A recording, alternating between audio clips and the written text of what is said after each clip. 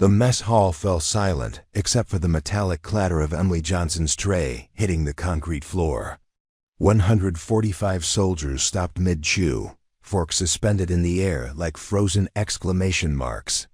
The sound echoed off the bare walls of Fort Harrison's dining facility, bouncing between fluorescent lights that cast harsh shadows across weathered faces. Steam rose from scattered mashed potatoes and gravy that now painted the floor in an abstract pattern of waste. And humiliation. Preparing and narrating this type of story takes a lot of time and effort. If you like this story, please like the video and subscribe to the channel. If you want to watch every story of our channel, turn on the bell icon. Major Richard Hawthorne stood 3 feet away, his meaty hand still extended where Emily's wrist had been moments before. His fingers twitched slightly, as if trying to grasp phantom flesh. The man's face, red from years of bourbon and barked orders, registered something between shock and rage. His dress uniform, adorned with ribbons that spoke of conflicts most of these soldiers had only read about, seemed to shrink around his barrel chest as he processed what had just occurred. Emily's combat boots crunched on broken ceramic as she stepped backward, her right hand still tingling from the impact. The major's wrist hung at an unnatural angle, a grotesque bend where bone had met bone and lost. She could hear her own heartbeat thundering in her ears, drowning out the collective intake of breath from her fellow soldiers. Her left hand trembled, slightly, not from fear, but from the aftershock of 23 years of suppressed fury finally finding its target. "You broke my goddamn wrist," Major Hawthorne whispered, his voice carrying the disbelief of a man who had never faced consequences for his actions. His pale blue eyes, usually sharp with predatory confidence, now darted between Emily's face and his mangled limb. Sweat beaded on his forehead, despite the mess hall's perpetual chill. Sergeant First Class Marcus Rodriguez sat at table 7, his spoon halfway to his mouth. The Puerto Rican native had served 2 tours in Afghanistan and had seen men die, but nothing had prepared him for witnessing a specialist, a woman, no less disable a field-grade officer with surgical precision. His dark eyes met Emily's for a fraction of a second, and in that moment, he saw something he recognized from combat, the calm that follows survival. At table 12, Private Jessica Chun set down her coffee cup with deliberate care. The 20-year-old from Sacramento had joined the Army 6 months ago, carrying dreams of college money and adventure. Those dreams had been slowly eroding under the weight of daily humiliations and wandering hands. Now, watching Emily stand perfectly still in the center of the chaos she'd created, Jessica felt something she hadn't experienced since basic training. Hope. The mess hall's industrial clock ticked toward 1847 hours. Outside, February wind howled across the Kansas plains, rattling windows that hadn't been replaced since the Carter administration. Fort Harrison had been home to the 147th Infantry Regiment since 1952, its buildings standing as monuments to military efficiency and bureaucratic neglect. The walls had witnessed countless meals, briefings, and quiet suffering. Today, they would witness the beginning of something different. Emily's service record was impeccable. 3 years of active duty, 2 deployments to Iraq, a Purple Heart from an IED blast that had left shrapnel scars across her left shoulder blade. She maintained her equipment with religious devotion, scored expert on every weapons qualification, and never missed formation. Her personnel file contained letters of commendation from previous commanders, who praised her exceptional dedication and unwavering professionalism. What the file didn't contain was documentation of the dozen times Major Hawthorne had cornered her in empty corridors, his breath heavy with alcohol and entitlement.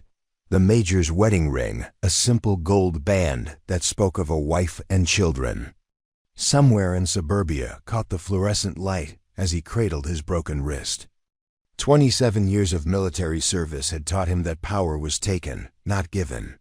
He had learned this lesson well, applying it first to enemy combatants, then to subordinates, and finally to anyone who couldn't fight back, Until today, the system had protected him with ranks and regulations, with the unspoken understanding that some battles were never meant to be fair. Staff Sergeant David Kim, the mess hall supervisor, stood frozen behind the serving line. The Korean War veteran's son had spent 15 years perfecting the delicate balance of military meal service timing, portion control, and the subtle art of keeping soldiers fed and moving. His kitchen ran with clockwork precision, a small pocket of order in the controlled chaos of military life. Now, watching the Major's career probably ending in a puddle of institutional mashed potatoes, Kim felt the strange sensation of historical significance settling over his stainless steel domain. The silence stretched beyond comfort into something approaching ceremony. 145 witnesses to a moment that would ripple through the base like shockwaves from distant artillery. Emily's breathing had returned to normal, her training taking over where emotion had briefly ruled. She knew the consequences. Waiting beyond the mess hall doors: court-martial, imprisonment, dishonorable discharge. Everything she had built in 3 years of faithful service would crumble. But standing there, watching Major Hawthorne realize that his hand would never again close around unwilling flesh without permission, she found she didn't care. The institutional smell of the mess hall industrial disinfectant mixed with overcooked vegetables and diesel fuel that somehow penetrated every building on base seemed sharper now. Emily's senses had heightened to combat awareness, cataloging exit routes and potential threats. Her M4 carbine waited in the arms room 2 buildings away, but she wouldn't need it. This war would be fought with regulations and testimonies, with investigations and hearings that would dissect every moment of her military career. Private First Class Tommy Valdez sat at table 3, his 19-year-old face still carrying baby fat from his mother's cooking in San Antonio. He had been at Fort Harrison for 4 months, learning that military life bore little resemblance to the recruiting commercials. The boy's hands shook slightly as he gripped his plastic cup, understanding instinctively that he was witnessing something that would divide his life into before and after. Major Hawthorne's breath came in short gasps as shock gave way to pain. His left hand fumbled for the radio clipped to his belt, muscle memory reaching for backup that might help him regain control of a situation that had spiraled beyond his comprehension. But his fingers, thick and clumsy with adrenaline, couldn't find the proper button. The man who had commanded respect through intimidation now struggled with basic motor functions, while 145 soldiers watched his authority evaporate like steam from his untouched dinner. The mess hall's acoustic properties, designed to contain the noise of hundreds of conversations, now amplified every small sound. The hum of refrigeration units, the distant rumble of generators, the almost inaudible whisper of Emily's steady breathing. And underneath it all, the rapid drumbeat of Major Hawthorne's pulse as his body processed trauma and disbelief in equal measure. Emily's grandmother's silver cross, a gift from her confirmation ceremony 15 years ago, pressed against her chest beneath regulation dog tags. The old woman had pressed the jewelry into Emily's palm the day before she shipped to basic training, whispering words about strength and faith that had carried more weight than any military chaplain's sermon. Today, that cross felt warm against her skin, as if heated by the righteous anger that had finally found its voice. The question hanging in the processed air wasn't what would happen next. Regulations and military justice would determine that outcome with bureaucratic certainty.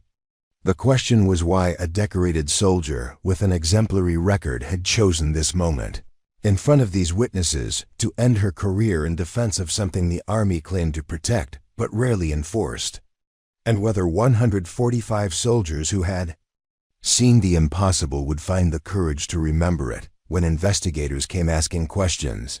Emily Johnson's day began at 0430 hours, 30 minutes before reveille, in the narrow confines of Barracks Room 237B. The space measured exactly 10 feet by 12 feet. identical to every other enlisted quarters on Fort Harrison. 2 metal wall lockers stood sentinel beside matching desk units, their olive drab paint chipped from years of inspections and hurried preparations. Her bunk was made to regulation standards, hospital corners tight enough to bounce a quarter. Wool blankets stretched taut across a mattress that had supported the dreams and nightmares of dozens of soldiers before her. The morning ritual never varied. Emily's feet hit the polished linoleum at precisely 0430, her internal clock calibrated by 3 years of military discipline. She moved through darkness with the efficiency of practiced routine, 20 push-ups, 20 sit-ups, a quick inventory of the day's uniform requirements. Her movements were quiet, respectful of Private Chun in the bottom bunk, who still whimpered occasionally from dreams that Emily recognized but never acknowledged aloud. The communal latrine at the end of the hallway buzzed with fluorescent light that revealed more than it illuminated. Emily brushed her teeth with methodical strokes, studying her reflection in the mirror that had reflected countless faces preparing for countless days of service. Her brown eyes, inherited from her father's German ancestry, carried flecks of green that became more pronounced when she was angry or determined. This morning, they appeared almost hazel in the harsh light, reflecting the composure that had taken years to perfect. Her uniform hung in the wall locker with precision that would have made her drill sergeants weep with pride. Every ribbon aligned, every crease sharp enough to cut paper. The Purple Heart occupied its place of honor above her left breast pocket, adjacent to the combat infantry badge that marked her as one of the few women who had seen direct ground combat. These symbols meant something to Emily, not the recognition they represented, but the sacrifice they demanded. Each morning, she fastened them with the reverence other people reserve for religious ceremonies. The base came alive around 500 hours with the mechanical efficiency of institutional routine. Soldiers emerged from barracks like worker ants, their movements choreographed by regulations and habit. Emily's platoon assembled in the company area, 43 men and 7 women standing in formation as First Sergeant Morrison called roll.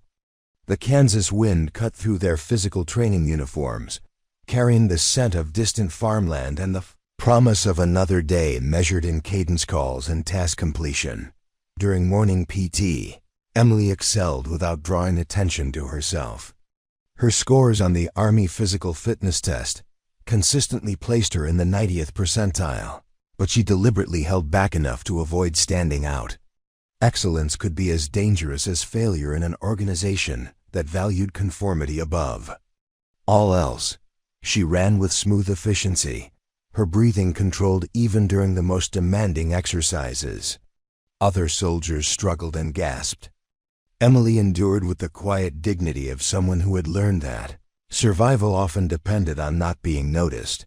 After PT and morning chow, Emily reported to her duty station in the battalion communications section. The radio room occupied the basement of Building 447, a concrete bunker that had been constructed during the Cold War with the assumption that clear communication might determine the outcome of global annihilation. Banks of radio equipment lined the walls, their LED displays, painting the windowless space in shades of green and amber. Emily's job involved monitoring frequencies, maintaining equipment logs, and ensuring that critical messages reached their destinations without delay or distortion. She excelled at radio operation because it required the same qualities that had helped her survive childhood in rural Nebraska: careful attention to detail, the ability to remain calm under pressure, and an understanding that other people's lives sometimes depended on her competence. When static threatened to garble an important transmission, Emily's hands moved across the controls with the precision of a concert pianist. When equipment malfunctioned during exercises, she diagnosed and repaired problems while other operators stood helplessly by. Sergeant First Class Rodriguez supervised the communications section with the easy authority of someone who had earned respect through competence rather than intimidation. He treated Emily as he treated all his soldiers, fairly, professionally, and without the lingering dazes that made some interactions feel like inspections. Under his leadership, the radio room functioned as a sanctuary where Emily could focus on her duties without constantly calculating escape routes or defensive positions. The work itself provided a kind of meditation. Monitoring radio traffic required intense concentration, filtering signal from noise while maintaining awareness of multiple frequencies simultaneously. Emily found peace in the technical precision, in the satisfaction of ensuring that distant voices reached their intended recipients. When units called for medical evacuation or supply drops, her fingers flew across the equipment with practiced efficiency. Lives depended on clear communication, and Emily took that responsibility seriously. During lunch breaks, Emily often walked the perimeter of the base alone. Fort Harrison sprawled across 15,000 acres of Kansas prairie, its boundaries marked by chain-link fence and signs warning civilians to keep out. Beyond the fence, wheat fields stretched to the horizon under skies so vast they seemed to dwarf human concerns. Emily found comfort in that immensity, in the reminder that military life was temporary while the land endured. These walks provided escape from the constant proximity of barracks life, from the weight of always being observed and evaluated. She carried a small notebook during these walks, recording observations that had nothing to do with military duties.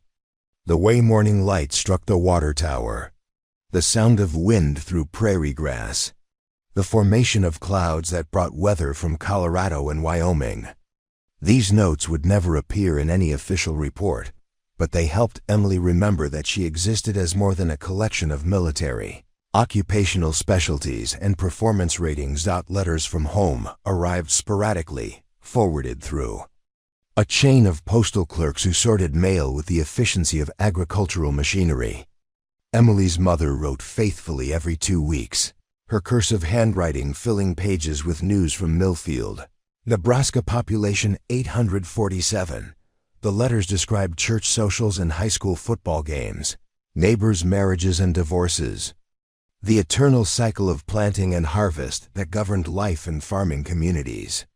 Reading them, Emily could smell her mother's kitchen, hear the creak of the porch swing where she had spent summer evenings reading library books and planning.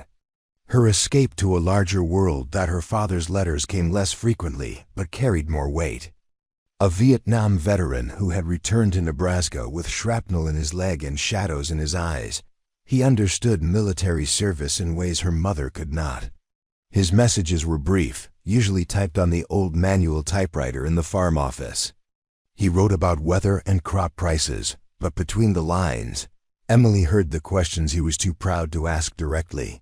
Are you safe? Are they treating you right? Do you regret choosing this life? Emily's few close friendships on base had developed slowly, built on shared experiences rather than casual conversation. She respected Jessica Chun's determination to succeed despite her youth and inexperience. She appreciated Marcus Rodriguez's professional competence and the way he created space for his soldiers to excel without interference. But she kept emotional distance even from those she trusted, understanding that military friendships could be severed by reassignments, deployments, or the simple passage of time. Her personal space in the barracks reflected this careful balance between connection and isolation. The wall above her desk held a single photograph, her family standing in front of the farmhouse, where she had learned to drive tractors and shoot rifles with equal skill. Her parents flanked her younger brother, all of them squinting against prairie sun. The image was 3 years old, taken the day before she left for basic training, and everyone in it looked slightly uncomfortable with the formality of posed photography. Books lined the shelf above her bunk, technical manuals mixed with paperback novels borrowed from the base library. Emily read voraciously, consuming everything from military history to contemporary fiction. Reading provided escape from the regulated routine of military life, offering access to worlds where individuals could make choices without consulting regulations, or chains of command. She preferred stories about people who overcame impossible circumstances through courage and intelligence, finding in fiction the inspiration that military life sometimes failed to provide. Her evening routine mirrored the morning's precision. After duty hours, Emily maintained her equipment, updated personal logs, and prepared for the next day's responsibilities. She wrote in a small journal, recording not just events, but her reactions to them. These entries were cryptic, written in a personal shorthand that would be meaningless to anyone else. They provided a safe outlet for thoughts and feelings that had no place in official military communications. Sleep came easily most nights, the product of physical exhaustion and emotional discipline. Emily had learned to compartmentalize experiences, filing away difficult moments in mental spaces where they couldn't interfere with necessary tasks. But sometimes, in the quiet hours before dawn, memories surfaced unbidden. The weight of Major Hawthorne's hand on her shoulder during equipment inspections. The way his eyes lingered when she reported to his office. The careful dance of avoiding him without appearing insubordinate.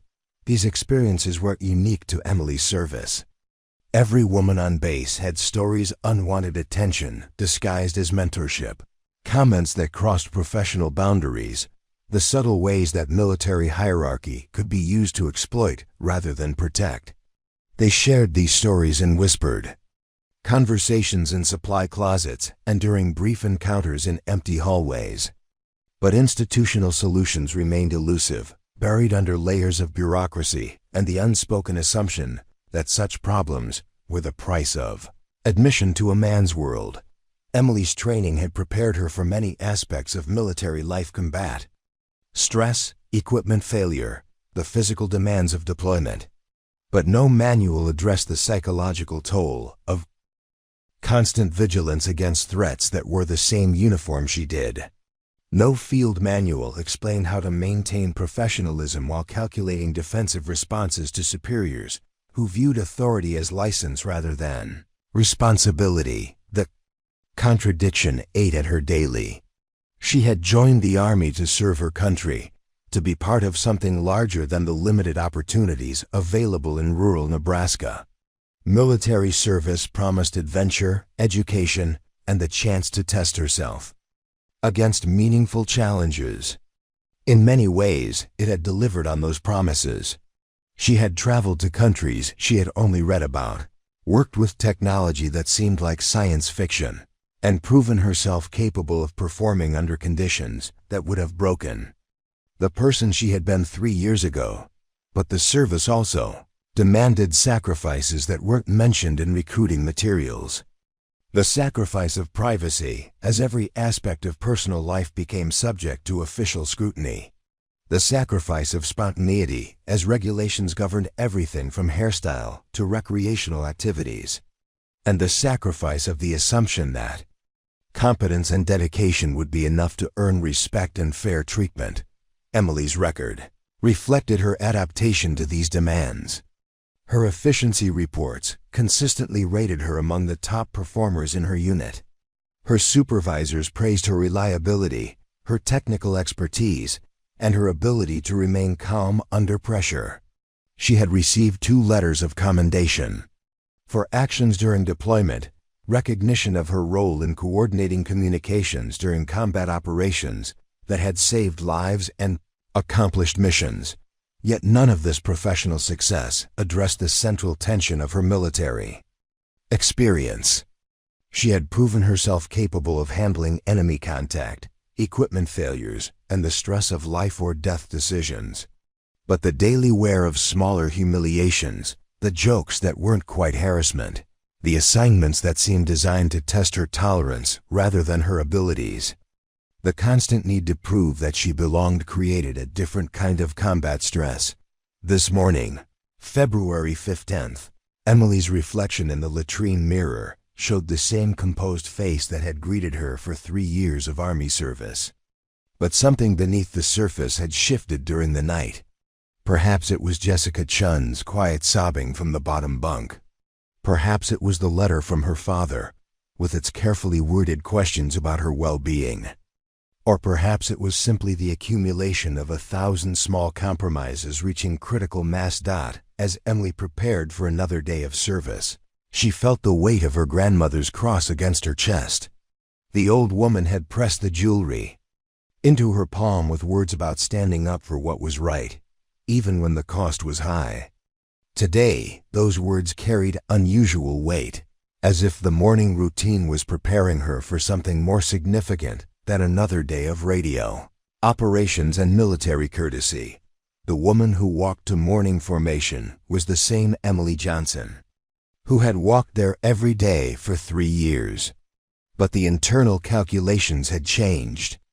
The careful balance between survival and service had shifted in ways that wouldn't become apparent until Major Hawthorne's hand reached for her wrist in the mess hall.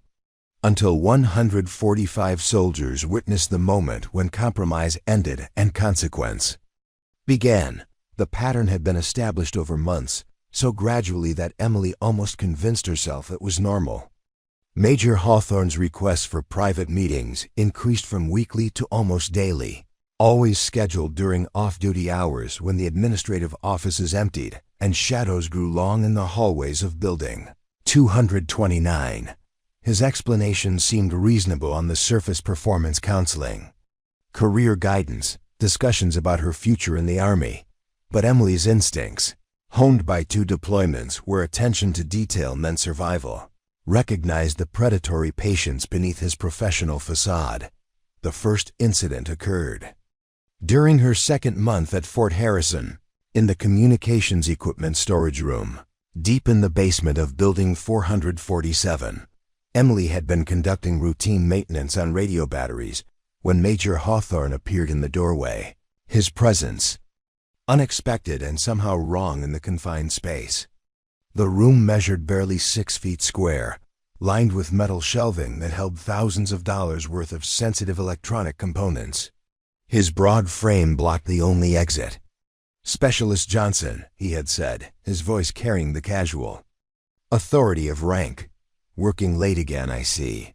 His eyes moved across her face with an intensity that made her skin crawl, lingering on details that had nothing to do with her technical competence.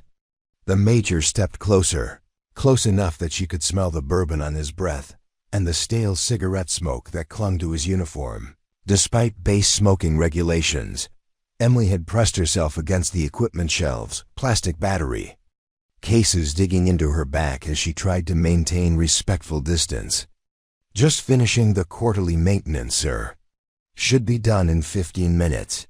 Her voice remained steady through training and will, but her heart rate accelerated to combat levels. Every exit route was blocked. Every potential weapon was either too small or would require explanation if discovered missing. Major Hawthorne had reached past her to examine a radio component, his arm deliberately brushing against her shoulder. The contact lasted 3 seconds longer than necessary, long enough to establish intent without crossing into territory that could be easily reported or proven. "You're very thorough, Specialist. I appreciate attention to detail." His breath was warm against her ear, and Emily had felt the familiar sensation of hair standing up on the back of her neck, the same physiological response that had saved her life during ambush situations in Iraq. The encounter ended when Sergeant Rodriguez's voice echoed down the hallway, calling for equipment status updates. Major Hawthorne had stepped back with practiced casualness, as if nothing inappropriate had occurred. But Emily saw the flash of frustration in his eyes, the calculation of interrupted opportunity. As he left, his hand had briefly touched her shoulder in what could have been interpreted as casual contact between superior and subordinate. Emily knew better. These incidents multiplied over the following weeks, each one carefully calibrated to avoid crossing legal definitions of harassment while establishing clear patterns of dominance and intent. During morning formations, Major Hawthorne would position himself where he could observe Emily without appearing obvious. His gaze would linger on her physical appearance during uniform inspections, examining details that other officers ignored. He began calling her to his office for consultations that lasted exactly long enough to make her uncomfortable, but not long enough to raise official questions. The office meetings were masterclasses in psychological manipulation disguised as professional development. Major Hawthorne would gesture for Emily to sit in the chair directly across from his desk, then position himself behind her while reviewing her personnel file. His presence loomed like a physical weight, close enough that she could feel the heat radiating from his body. He would lean over her shoulder to point out entries in her record, his breath stirring her hair as he spoke about career opportunities and advancement potential. "You have real potential, Specialist Johnson," he would say, his voice dropping to an intimate register that made her skin crawl. "The Army needs more soldiers like you, dedicated, hardworking, someone who understands that success sometimes requires flexibility."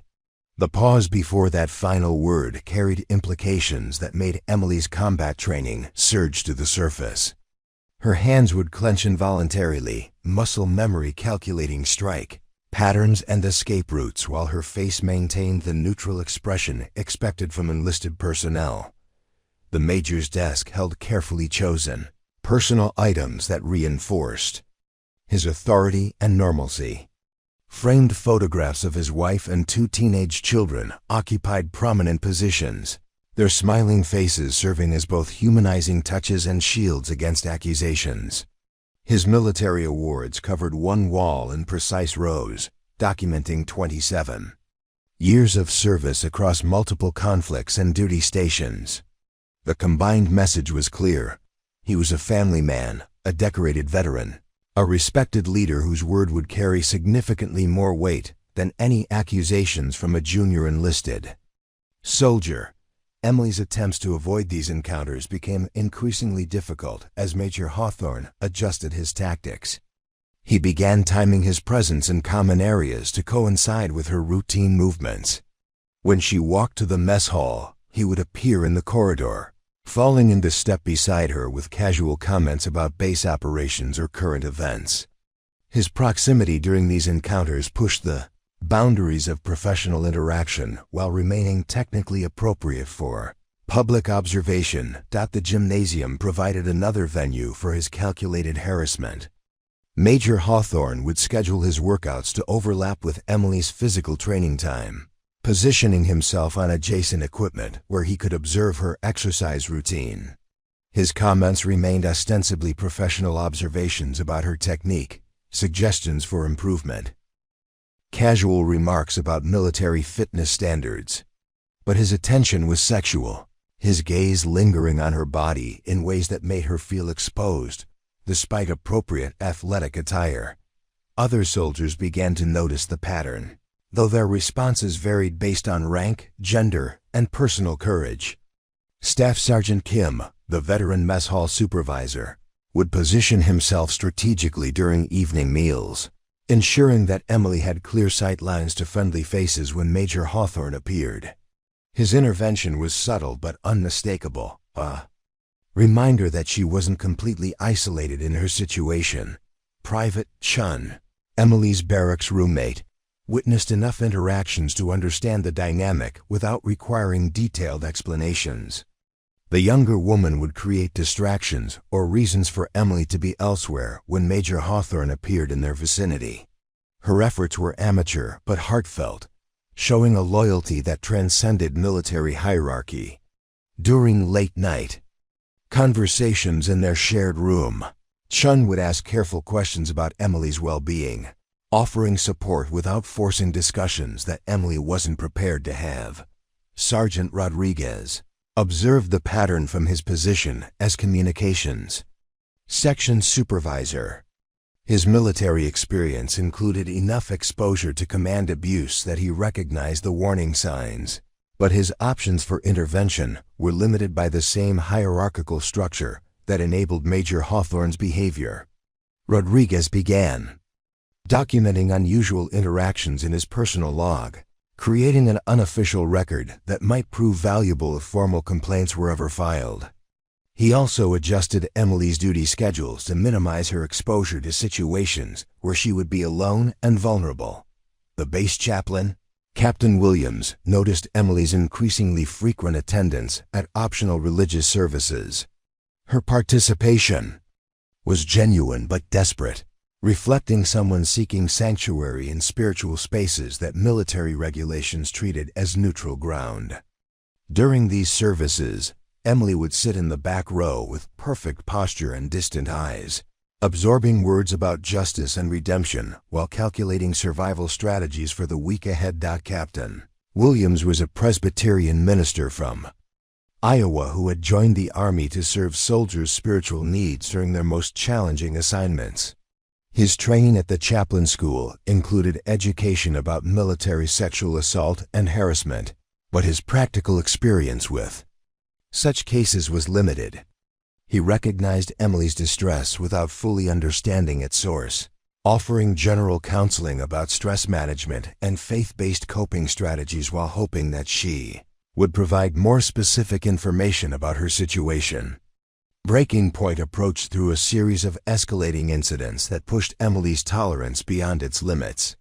3 weeks before the mess hall confrontation, Major Hawthorne had cornered her in the supply closet adjacent to his office. The space was even smaller than the equipment room, filled with office supplies and cleaning materials that left barely enough room for one person to move comfortably. Emily had been retrieving forms from the filing cabinet when she heard the door close behind her with a definitive click. She turned to find Major Hawthorne blocking her exit, his bulk filling the narrow aisle between shelves of paper products and cleaning chemicals. The fluorescent light overhead cast harsh shadows across his face, emphasizing features that had become increasingly predatory over months of escalating harassment. "We need to discuss your evaluation report," he had said, his voice carrying false sincerity that made Emily's skin crawl. The annual evaluation process was still months away, making his excuse transparently fabricated. He stepped closer, forcing Emily to retreat until her back pressed against the metal shelving. Boxes of copy paper dug into her spine as she tried to maintain distance from his approaching presence. Major Hawthorne had produced Emily's personnel file from somewhere behind his back, holding it like evidence in a court proceeding. He opened the folder with deliberate slowness, revealing pages that documented 3 years of exemplary service. "Your technical scores are exceptional," he murmured, his free hand moving to rest on the shelf beside her head. "But leadership potential requires more than just technical competence." The implied threat was unmistakable. Emily's career advancement depended on evaluation reports that Major Hawthorne controlled completely. A negative assessment could end her opportunities for promotion, specialized training, or choice assignments. In the military's hierarchical structure, an officer's word carried immense power over enlisted personnel's futures. Emily understood that her choices were narrow into compliance or consequences that would destroy everything she had worked to achieve.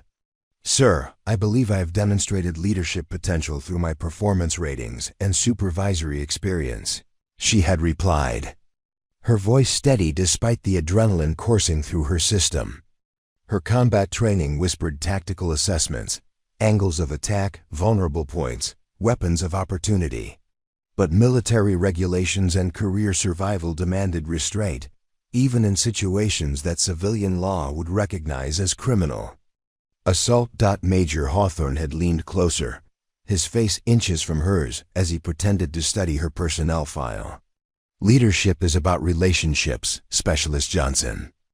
Building trust, demonstrating loyalty to your chain of command."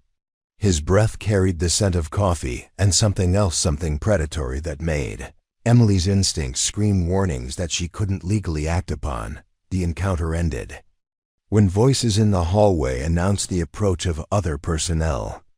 Major Hawthorne had stepped back with practiced casualness, closing Emily's file and handing it to her as if concluding a routine administrative discussion.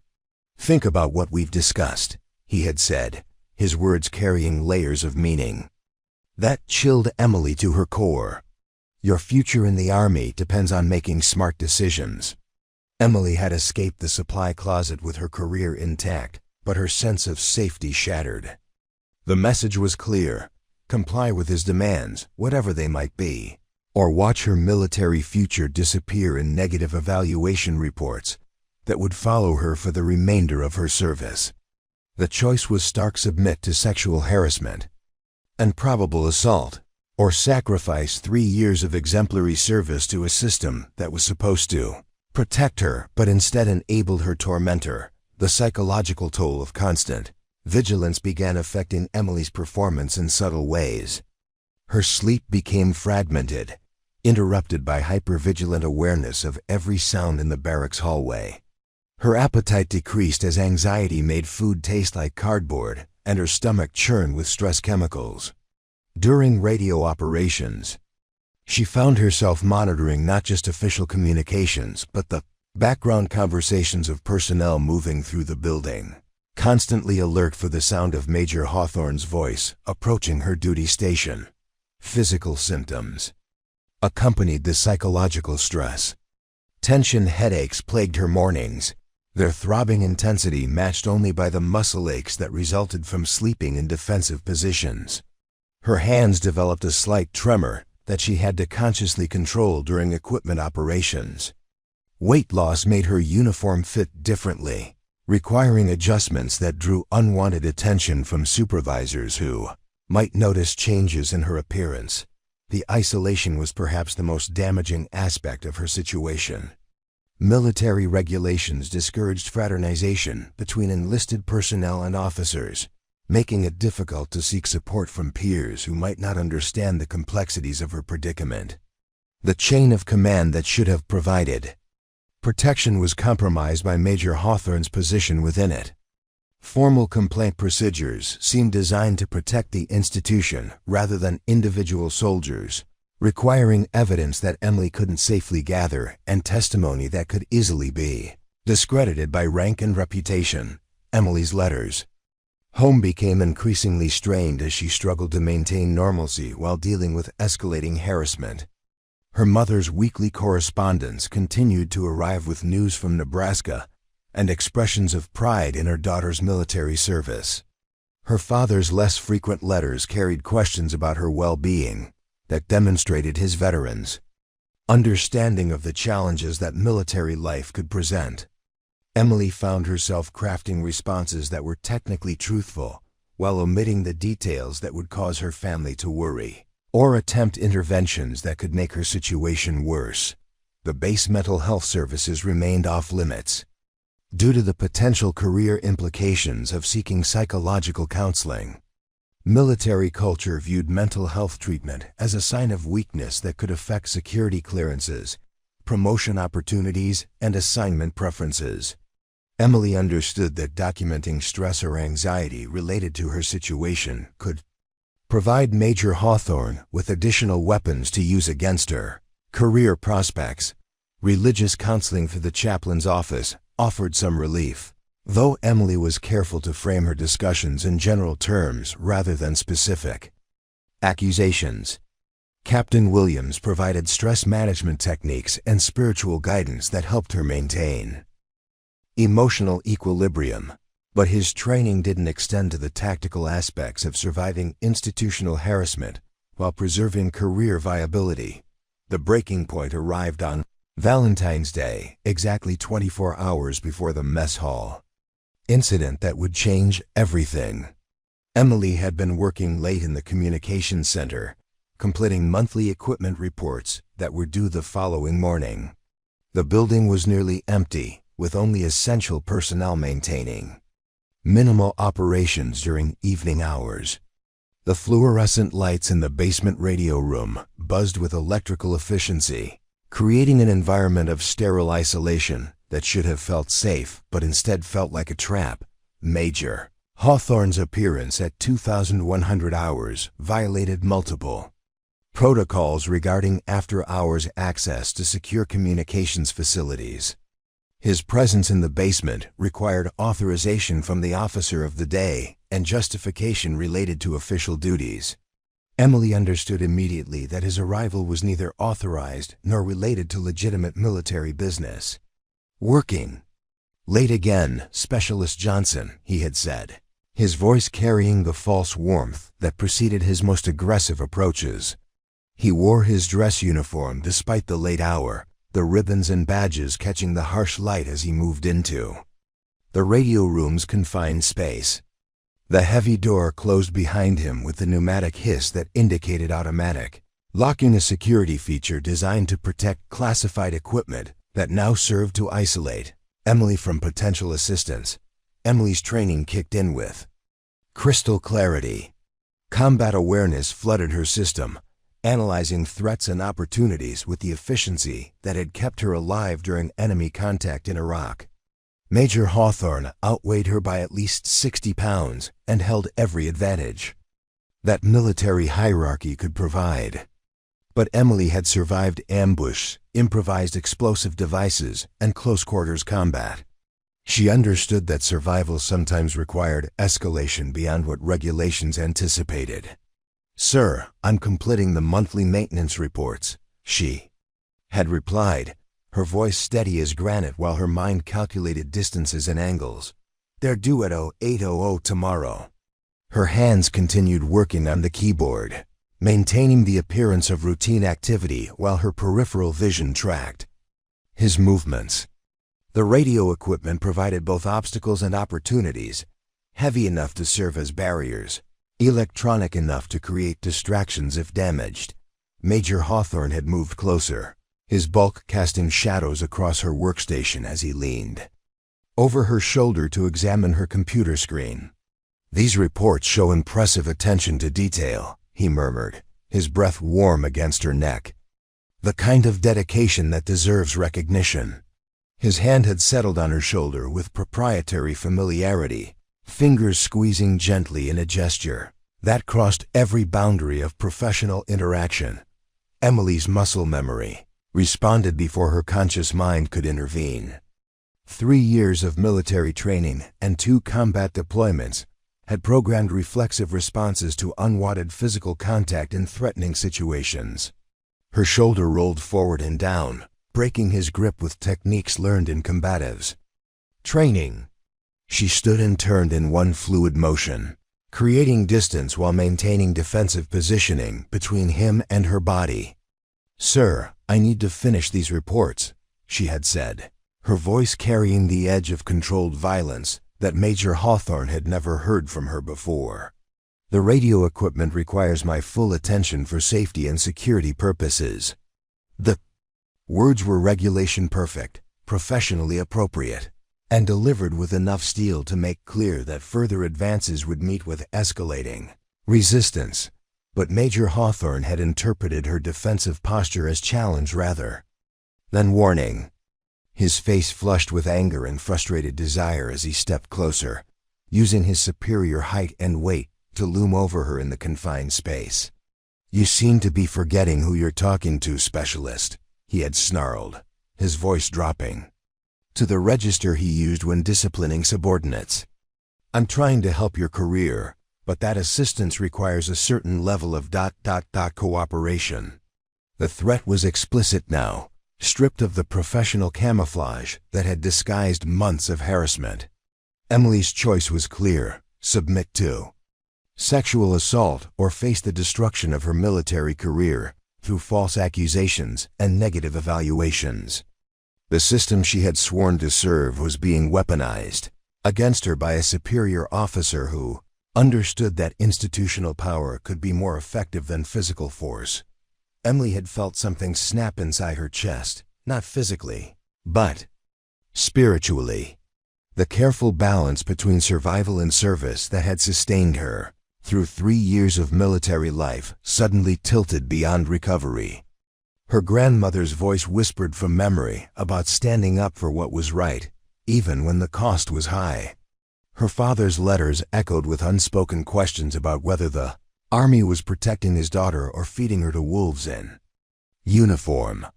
"I understand perfectly, sir," Emily had replied, her voice carrying deadly calm that should have warned Major Hawthorne to retreat. I understand that some people believe rank gives them permission to commit crimes. I understand that some officers think enlisted personnel exist for their personal gratification. And I understand that this conversation is being recorded by security systems that monitor classified communications facilities. The last statement was a calculated bluff. Emily had no idea whether the radio room contained audio recording equipment, but Major Hawthorne's guilty conscience made the possibility terrifying. His face had drained of color as he processed the implications of documented evidence supporting assault charges. His career, his pension, his family's reputation, everything could be destroyed if recordings existed of his explicit threats and unwanted advances. Major Hawthorne had retreated from the radio room without another word. His departure as sudden as his arrival. But Emily knew that the confrontation had only escalated their conflict rather than resolving it. A predator who felt cornered would become more dangerous, not less. His next approach would be more carefully planned and potentially more violent. The window for peaceful resolution had closed, leaving only the question of when and how the final confrontation would occur. That final confrontation came 24 hours later in the mess hall, in front of 145 witnesses who would remember this moment for the rest of their military careers. Emily's decision to break Major Hawthorne's wrist wasn't spontaneous. It was the culmination of months of systematic harassment, failed institutional protections, and the recognition that survival sometimes required choosing between bad options and worse ones. The woman who walked into the mess hall on February 15th carried the weight of every compromise she had made, every boundary she had allowed to be crossed, every night she had lain awake calculating survival strategies. She carried her grandmother's silver cross, her father's unspoken concerns, her mother's pride in her military service. She carried the trust of soldiers like Jessica Chun, who looked to her for examples of how women could succeed in the Army. She carried the responsibility of proving that competence and dedication could overcome institutional indifference to harassment and assault. Most importantly, she carried the knowledge that some battles must be fought regardless of personal cost. Major Hawthorne's hand reaching for her wrist represented every unwanted touch, every threatening implication, every use of military hierarchy to enable criminal behavior. When Emily's trained reflexes broke his bone with surgical precision, she was fighting not just for herself but for every soldier who had suffered in silence because the system designed to protect them had failed. The sound of Major Hawthorne's bone breaking would echo through Fort Harrison's institutional memory for years to come. But before that sound, before 145 witnesses, before the investigations and court proceedings that would follow, Emily Johnson had made a decision that would define not just her own future, but the future of every soldier who would wear the uniform after her.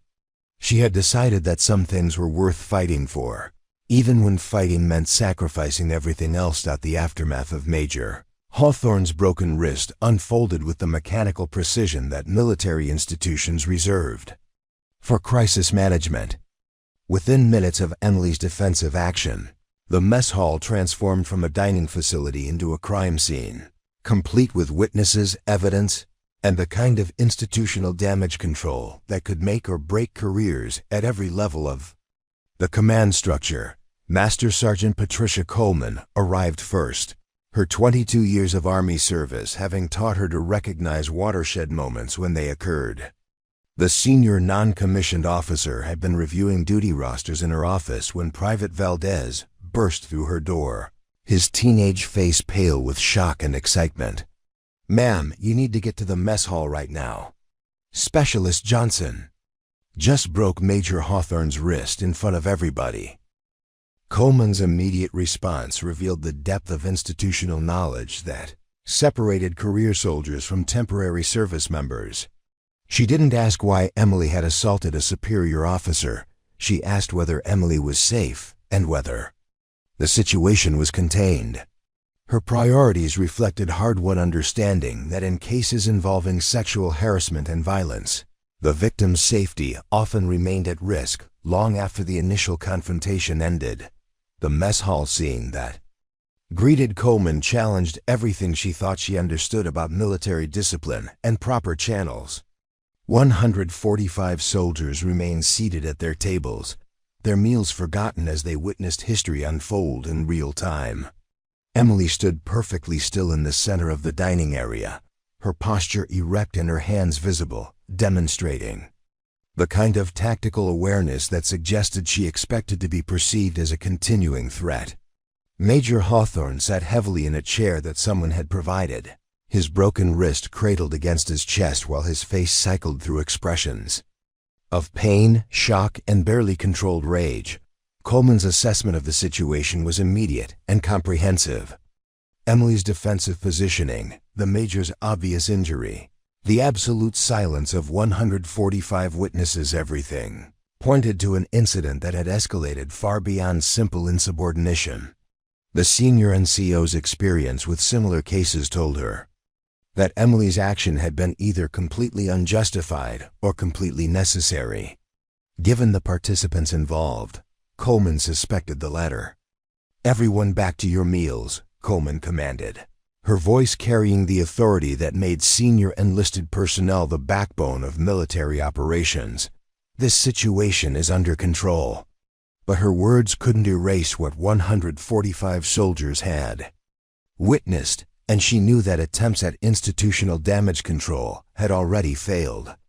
This incident would ripple through Fort Harrison's rumor mill with the speed and destructive power of military gossip enhanced by social media and cell phone cameras. Colonel James Morrison, the base commander, received notification of the incident while reviewing budget projections in his office. The call came from Master Sergeant Coleman, whose reputation for handling crisis situations had earned his complete trust over their 5 years of service together. But Coleman's carefully neutral language couldn't disguise the magnitude of what had occurred. A decorated enlisted soldier had physically assaulted a field-grade officer in front of more witnesses than most courts-martial could assemble. Morrison's first instinct was damage. Control containment strategies that would minimize negative publicity for Fort Harrison and protect the institutional reputation that he had spent 3 decades building. But his second instinct, developed through years of command experience, recognized that some incidents couldn't be contained through traditional military channels. The presence of 145 witnesses guaranteed that this story would spread beyond base boundaries, potentially reaching media outlets that specialized in military scandal and congressional offices that oversighted Defense Department operations. Colonel's arrival at the mess hall occurred exactly 17 minutes after Emily's defensive action, a response time that reflected both the seriousness of the situation and Morrison's understanding that his handling of the next few hours would define his legacy as a commander. He entered the dining facility to find a scene that challenged every assumption about military discipline and proper authority structures. Emily remained standing in the same position where her confrontation with Major Hawthorne had occurred, surrounded by the debris of her dropped meal, but otherwise appearing completely composed. Her military bearing was textbook perfect, shoulders square, chin level, eyes focused on a point slightly above the heads of the assembled soldiers. She looked like a soldier awaiting inspection, rather than someone who had just committed what appeared to be aggravated assault against a superior officer. Major Hawthorne presented a stark contrast to Emily's composed demeanor. The injured officer, slumped in his chair with his broken wrist supported by a makeshift sling fashioned from mess hall napkins. His face showed the pallor of shock and pain, but his eyes burned with the kind of rage that suggested he viewed Emily's action as personal betrayal rather than justified self-defense. When he saw Colonel Morrison enter, Hawthorne attempted to stand and immediately winced as movement jarred his injury. "Colonel, I want that soldier arrested immediately," Hawthorne demanded, his voice carrying the indignation of someone who had never faced serious consequences for his actions. "She attacked me without provocation in front of the entire unit." This is clearly a case of assault on a superior officer, and I want her charged to the fullest extent of military law." His words carried the certainty of someone who expected institutional support regardless of circumstances. But Colonel Morrison's assessment of the situation included factors that Major Hawthorne hadn't considered. The positioning of the participants, the reactions of the witnesses, Emily's defensive posture rather than aggressive stance. Everything suggested that the incident had been defensive rather than offensive in nature. Morrison's experience with command investigations had taught him that the most important information often came from what wasn't being said rather than what was. "Specialist Johnson," Morrison addressed Emily directly, his voice carrying neither accusation nor sympathy. "I need you to explain exactly what happened here." The colonel's approach was tactically sound, gathering information before making judgments, allowing Emily to present her version of events before institutional pressures could influence her testimony. Emily's response demonstrated the kind of precision that had made her an exemplary soldier throughout her 3 years of service. "Sir, Major Hawthorne approached me from behind while I was carrying my meal tray. He grabbed my wrist without permission or warning. I used defensive techniques taught in combatives training to break his grip and prevent further unwanted contact. His injury resulted from his resistance to a standard defensive maneuver." The clinical accuracy of Emily's description impressed Colonel Morrison, while simultaneously revealing the depth of her military training. Her language was regulation perfect, technically precise, and legally defensible. She had described self-defense rather than assault, justified resistance rather than insubordination. More importantly, she had framed the incident in terms that invited investigation rather than summary judgment. Major Hawthorne's reaction to Emily's testimony revealed the first crack in his narrative of unprovoked assault. "That's completely false," he protested, but his voice carried less conviction than his initial demands for arrest. "I was attempting to get her attention for official business. She attacked me without warning." His explanation raised immediate questions about why official business would require physical contact in a mess hall setting. Questions that a thorough investigation would certainly explore. The dynamics of the situation shifted as other participants began to provide testimony that contradicted Major Hawthorne's version of events. Sergeant Rodriguez, positioned at table 7 with clear sight lines to the confrontation, provided the first independent witness account that supported Emily's description. "Sir, I observed Major Hawthorne approach Specialist Johnson from behind. His contact with her wrist appeared deliberate and forceful, consistent with grabbing rather than casual contact." Rodriguez's testimony carried significant weight due to his reputation for honesty and his lack of personal involvement in whatever conflict existed between Emily and Major Hawthorne. As a senior NCO with 12 years of service, his observations would be difficult to dismiss or discredit. More importantly, his willingness to testify truthfully despite potential career consequences demonstrated the kind of moral courage that military leadership claimed to value but rarely protected in practice. Private Chun's testimony added another layer of credibility to Emily's defense. The young soldier's description of events was emotional but consistent with the other witness accounts. "Ma'am, Major Hawthorne grabbed Emily's wrist really hard. She tried to pull away, but he wouldn't let go. Then she did something with her hand, and he let go real quick and started holding his wrist." Chun's language was informal, but her observations were detailed and specific, providing corroboration that would be difficult to challenge during formal proceedings. The medical evaluation of Major Hawthorne's injury provided crucial evidence about the nature of Emily's defensive action. Captain Sarah Mitchell, the base physician who examined the Major's wrist, documented findings that supported Emily's claim of defensive rather than aggressive intent. The fracture pattern was consistent with sudden twisting force applied against resistance, exactly what would result from a defensive technique designed to break an attacker's grip. Captain Mitchell's medical report noted additional details that raised questions about Major Hawthorne's version of events.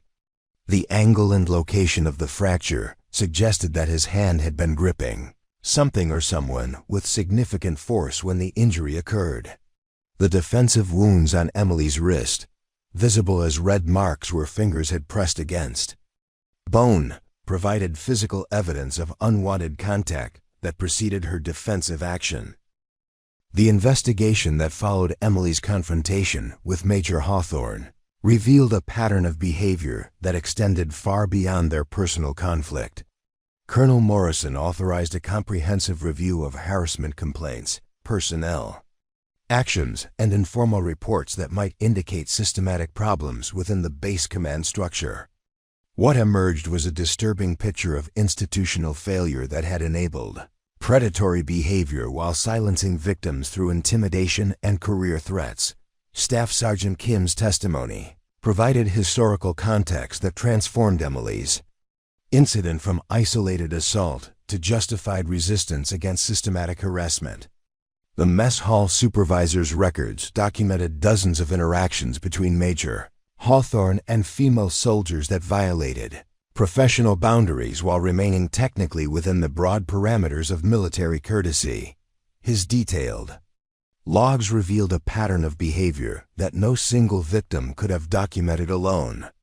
Major Hawthorne consistently positioned himself near female soldiers during mealtimes.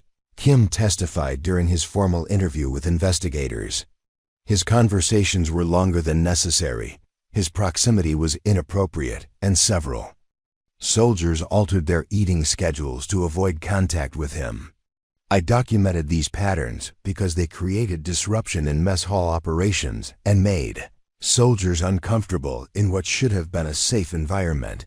Kim's testimony was particularly valuable because it came from someone with no personal relationship to Emily or Major Hawthorne. His observations were professional rather than personal, focused on operational efficiency rather than individual grievances. The fact that he had documented concerning behavior suggested that the problems were serious enough to affect base operations, standard that military commanders understood and took seriously. The investigation expanded to include interviews with female soldiers throughout Fort Harrison, revealing a network of harassment and intimidation that had operated unchallenged for months. Private Jennifer Walsh, a supply clerk who had been at the base for 8 months, described encounters with Major Hawthorne that paralleled Emily's experiences: inappropriate proximity, unwanted physical contact, and professional threats disguised as career guidance. He would corner me in the supply room when no one else was around, Walsh testified, her voice shaking with emotion and relief at finally being heard. He would stand too close and ask personal questions about my relationships and living situation. When I tried to maintain professional distance, he would make comments about how cooperation was important for good evaluation reports. Her testimony established that Emily's experience wasn't isolated, but part of a systematic pattern of predatory behavior. Specialist Maria Santos, a mechanic in the motor pool, provided similar testimony about encounters that had left her feeling violated and helpless.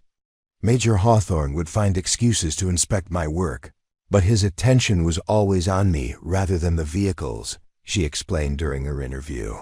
He would make comments about how women in non-traditional fields needed to prove their dedication. The implication was always that proving dedication meant accepting his inappropriate behavior.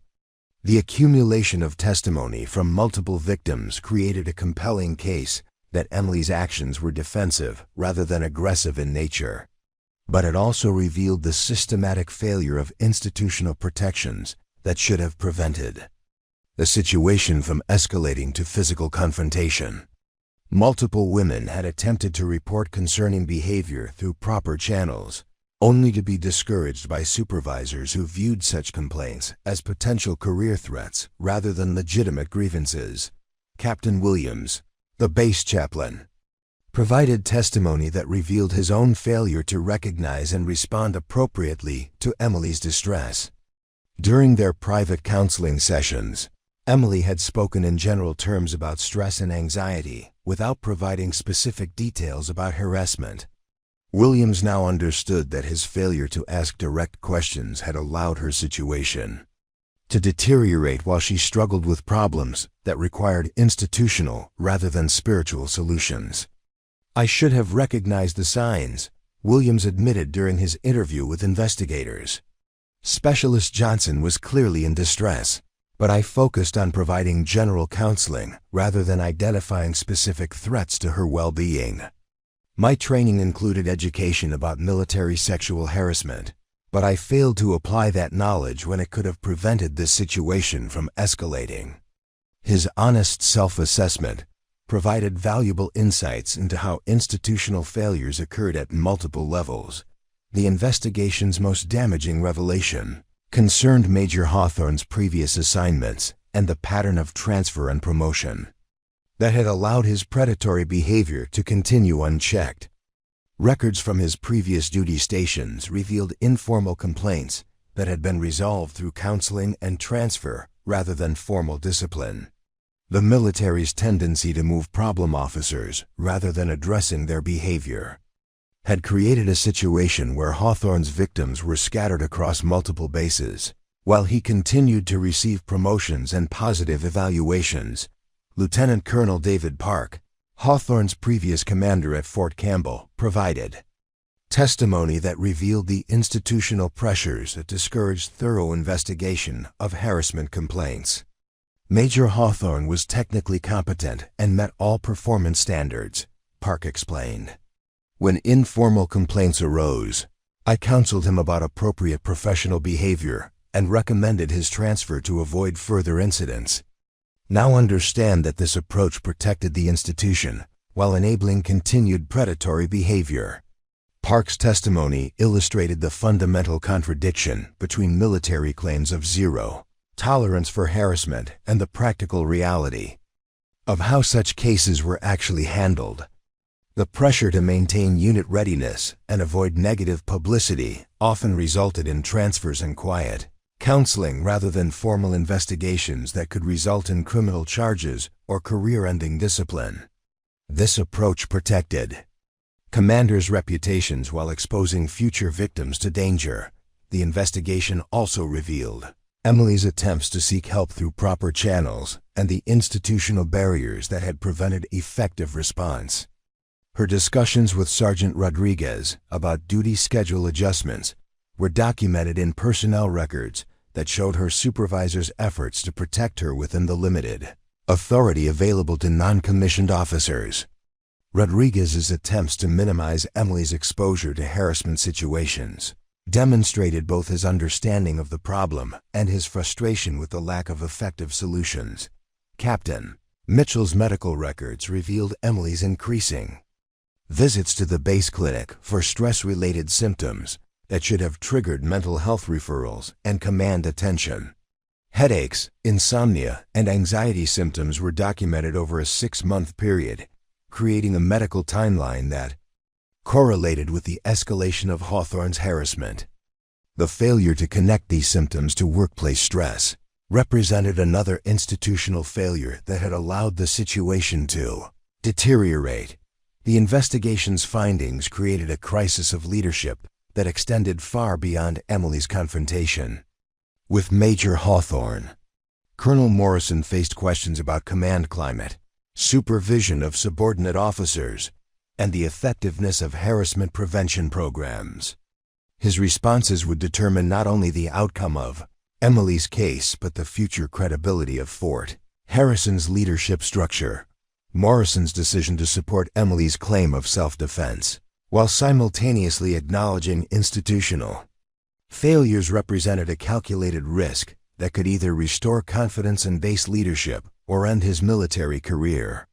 Specialist Johnson's actions were defensive in nature and justified by the circumstances she faced. He announced during a base-wide formation 2 days after the incident. Her exemplary service record and the testimony of multiple witnesses support her version of events. Major Hawthorne's behavior violated military law, Army values, and the trust that soldiers place in their leaders. The colonel's public support for Emily sent shockwaves through Fort Harrison's officer corps, where many had expected institutional solidarity to protect Hawthorne regardless of evidence. Morrison's willingness to hold a field-grade officer accountable for criminal behavior represented a departure from traditional military hierarchy that prioritized rank over justice. His decision would influence how similar cases were handled throughout the Army, making Emily's confrontation a precedent for institutional change. The formal charges that emerged from the investigation reflected the investigation's findings and Colonel Morrison's commitment to accountability. Major Hawthorne faced courts-martial proceedings on charges of sexual harassment, assault, conduct unbecoming an officer, and violation of military law. Emily faced no charges, her actions having been determined to constitute justified self-defense against criminal assault. The contrast between the two legal outcomes reflected the investigation's conclusion that Emily had been the victim rather than the perpetrator of violence. Her exemplary service record, combined with compelling witness testimony and physical evidence, had overcome the institutional bias that typically favored officers over enlisted personnel in disciplinary matters. The decision to prosecute Hawthorne while exonerating Emily represented a victory for justice that had seemed impossible when she first broke his wrist in the mess hall. The psychological evaluation that Emily underwent as part of the investigation provided additional evidence of the trauma she had endured while maintaining her professional performance. Dr. Elizabeth Harper, the base psychologist who conducted the evaluation, documented symptoms consistent with chronic stress and hypervigilance that were common among soldiers who had experienced sustained harassment while lacking institutional protection. Specialist Johnson exhibits classic symptoms of someone who has been subjected to systematic psychological abuse while maintaining professional responsibilities, Dr. Harper reported. Her ability to perform her duties at exceptional levels while dealing with chronic stress demonstrates remarkable resilience and dedication to service. Her defensive action appears to have been a healthy response to an untenable situation rather than an aggressive assault on legitimate authority. Dr. Harper's evaluation provided professional validation for Emily's experience while recommending treatment and support services that could help her recover from months of institutional betrayal. The psychologist's report also included recommendations for systemic changes that could prevent similar situations from developing in the future, contributing to broader discussions about military culture and harassment prevention.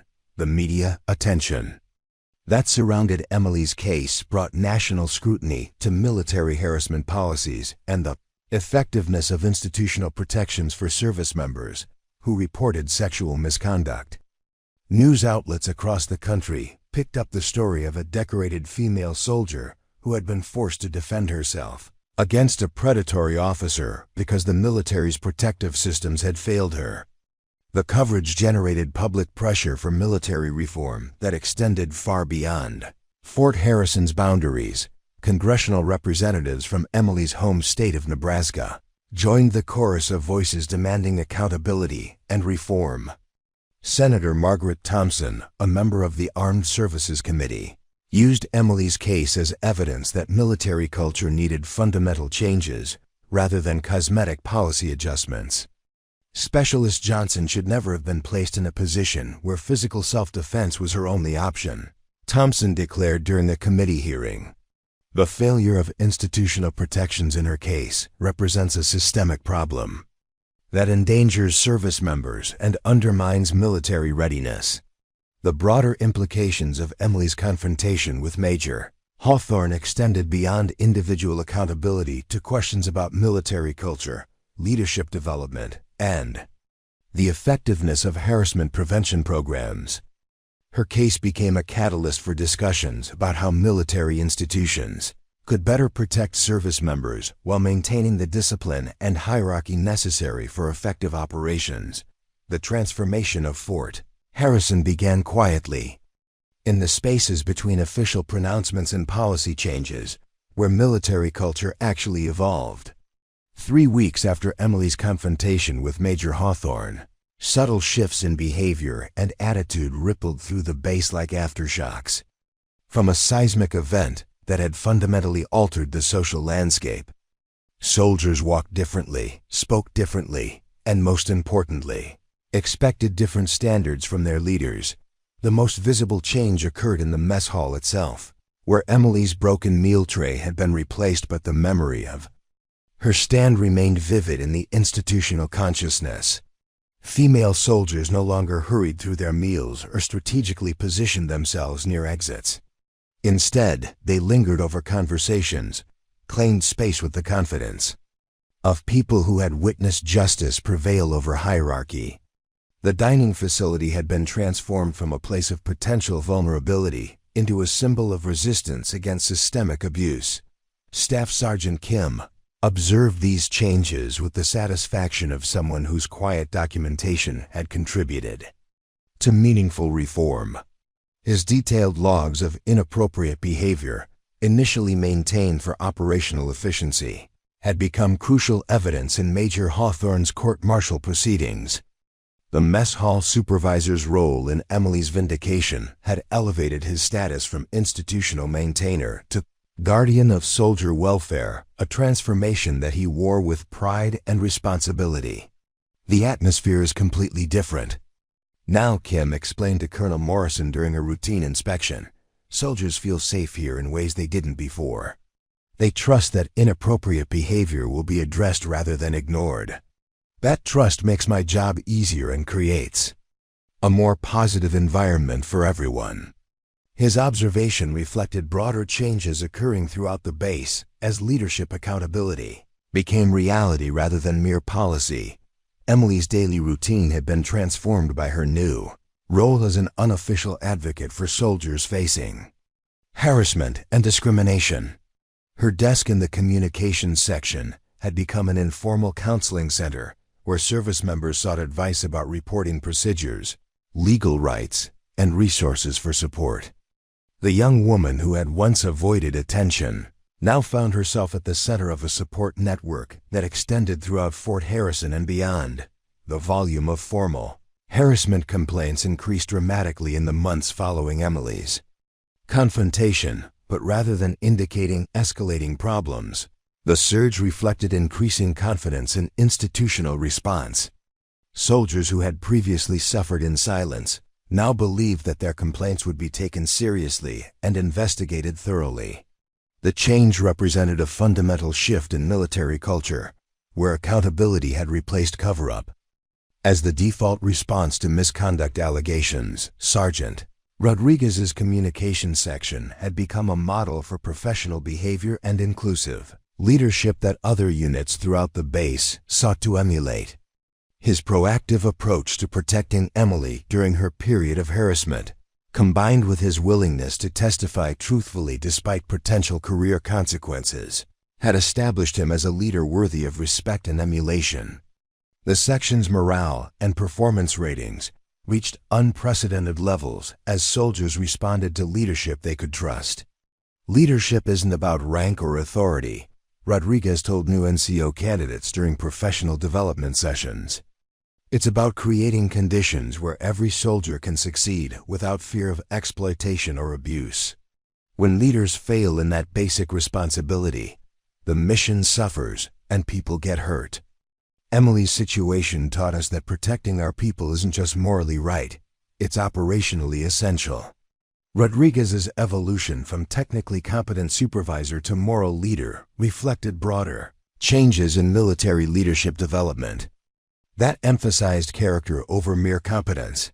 His example influenced countless other non-commissioned officers who recognized that their primary responsibility was soldier welfare rather than simply following orders from above.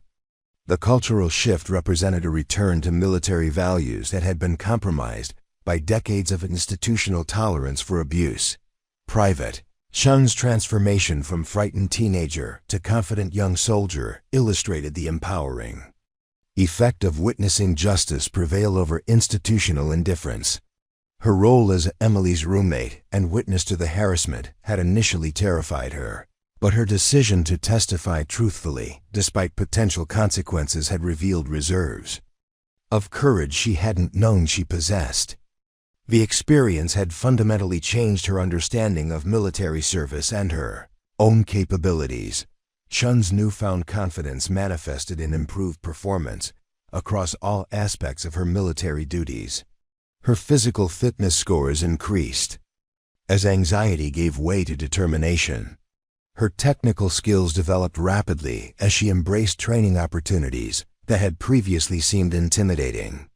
Most importantly, she began mentoring newer soldiers who faced similar challenges, creating a support network that prevented isolation and encouraged help-seeking behavior. Emily showed me that we don't have to accept abuse as the price of military service, June explained during an interview with the base newspaper.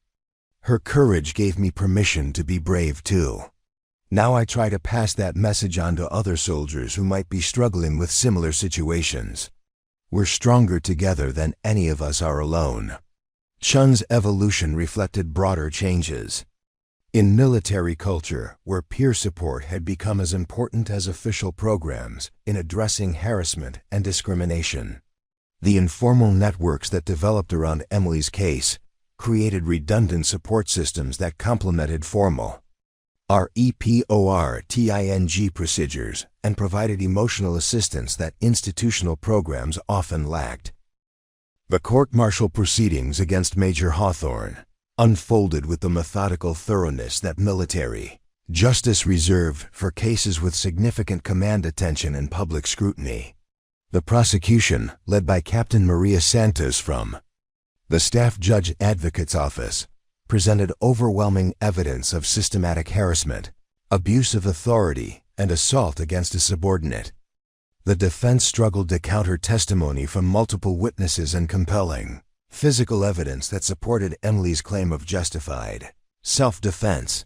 Hawthorne's attempts to portray himself as the victim of a coordinated attack by disgruntled subordinates collapsed under cross-examination that revealed the extent and duration of his predatory behavior. His previous assignments yielded additional witnesses who had experienced similar harassment but had been transferred or discouraged from filing formal complaints. The pattern that emerged painted a picture of systematic abuse enabled by institutional indifference and protected by rank privilege. The military judge's verdict reflected both the strength of the evidence and the military's evolving attitude toward sexual harassment and assault. Major Hawthorne was convicted on all charges, sentenced to dismissal from service, forfeiture of all pay and allowances, and confinement for 18 months. The sentence sent a clear message throughout the military that predatory behavior would result in career-ending consequences regardless of rank or previous service record. Emily's presence at the court-martial proceedings demonstrated the strength she had gained through institutional support and vindication of her actions. Rather than appearing as a victim seeking justice, she testified with the confidence of someone whose decision to resist abuse had been validated by thorough investigation and fair legal proceedings.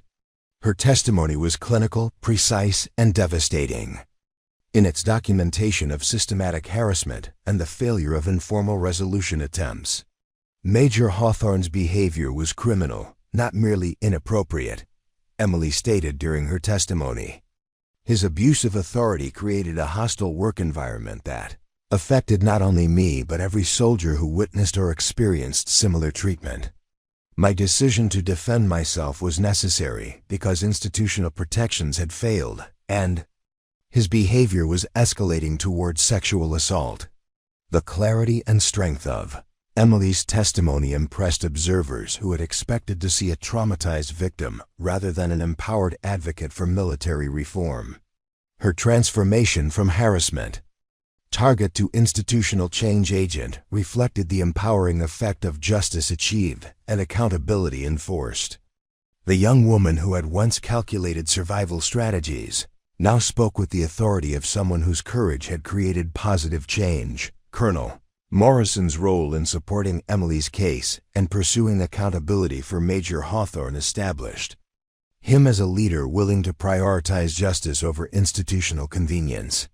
His decision to order comprehensive investigation, despite potential negative publicity, had revealed systemic problems that required fundamental reform rather than cosmetic policy changes. The colonel's leadership during the crisis had enhanced, rather than damaged, his reputation throughout the military hierarchy. Morrison's approach to military leadership evolved significantly as a result of Emily's case and the systemic problems it revealed.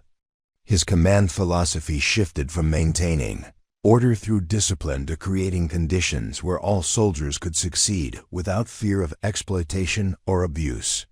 The change reflected broader evolution in military leadership that emphasized character development and ethical decision-making as essential components of professional competence.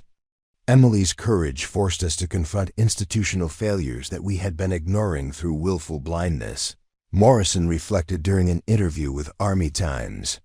Her case taught us that protecting our people requires more than policy statements and training programs. It requires leaders who will take personal risks to ensure that justice prevails over convenience. That's the kind of leadership our soldiers deserve and our mission requires.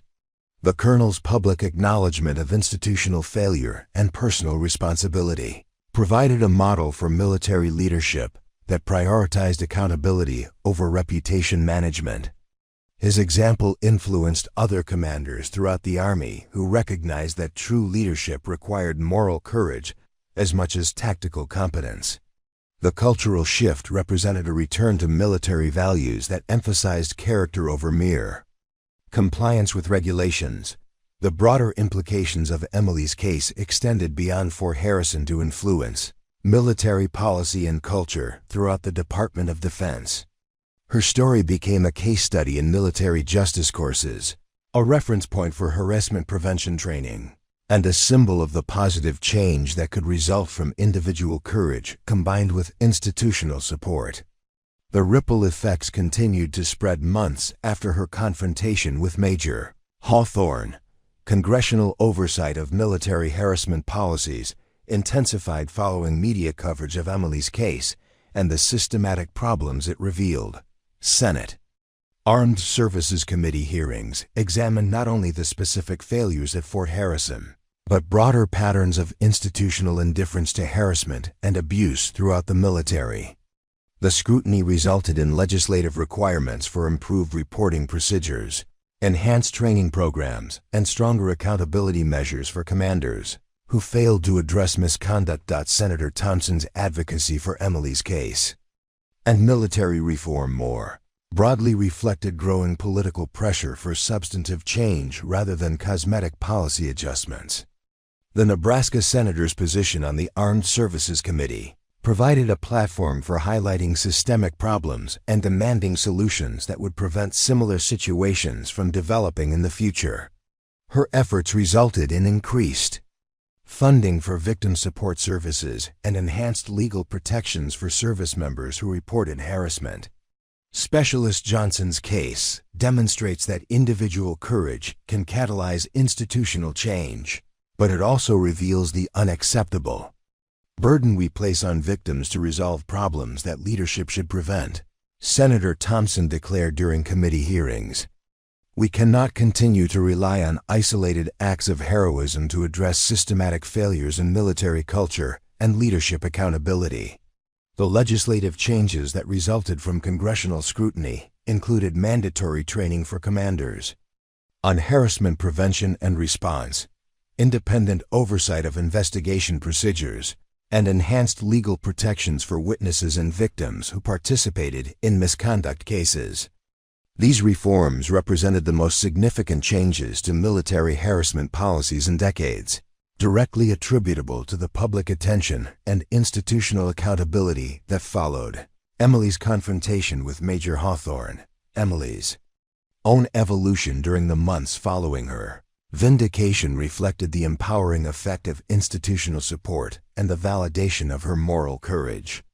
The young woman who had once calculated survival strategies while maintaining perfect military bearing now spoke at conferences, testified before congressional committees, and mentored other soldiers facing similar challenges.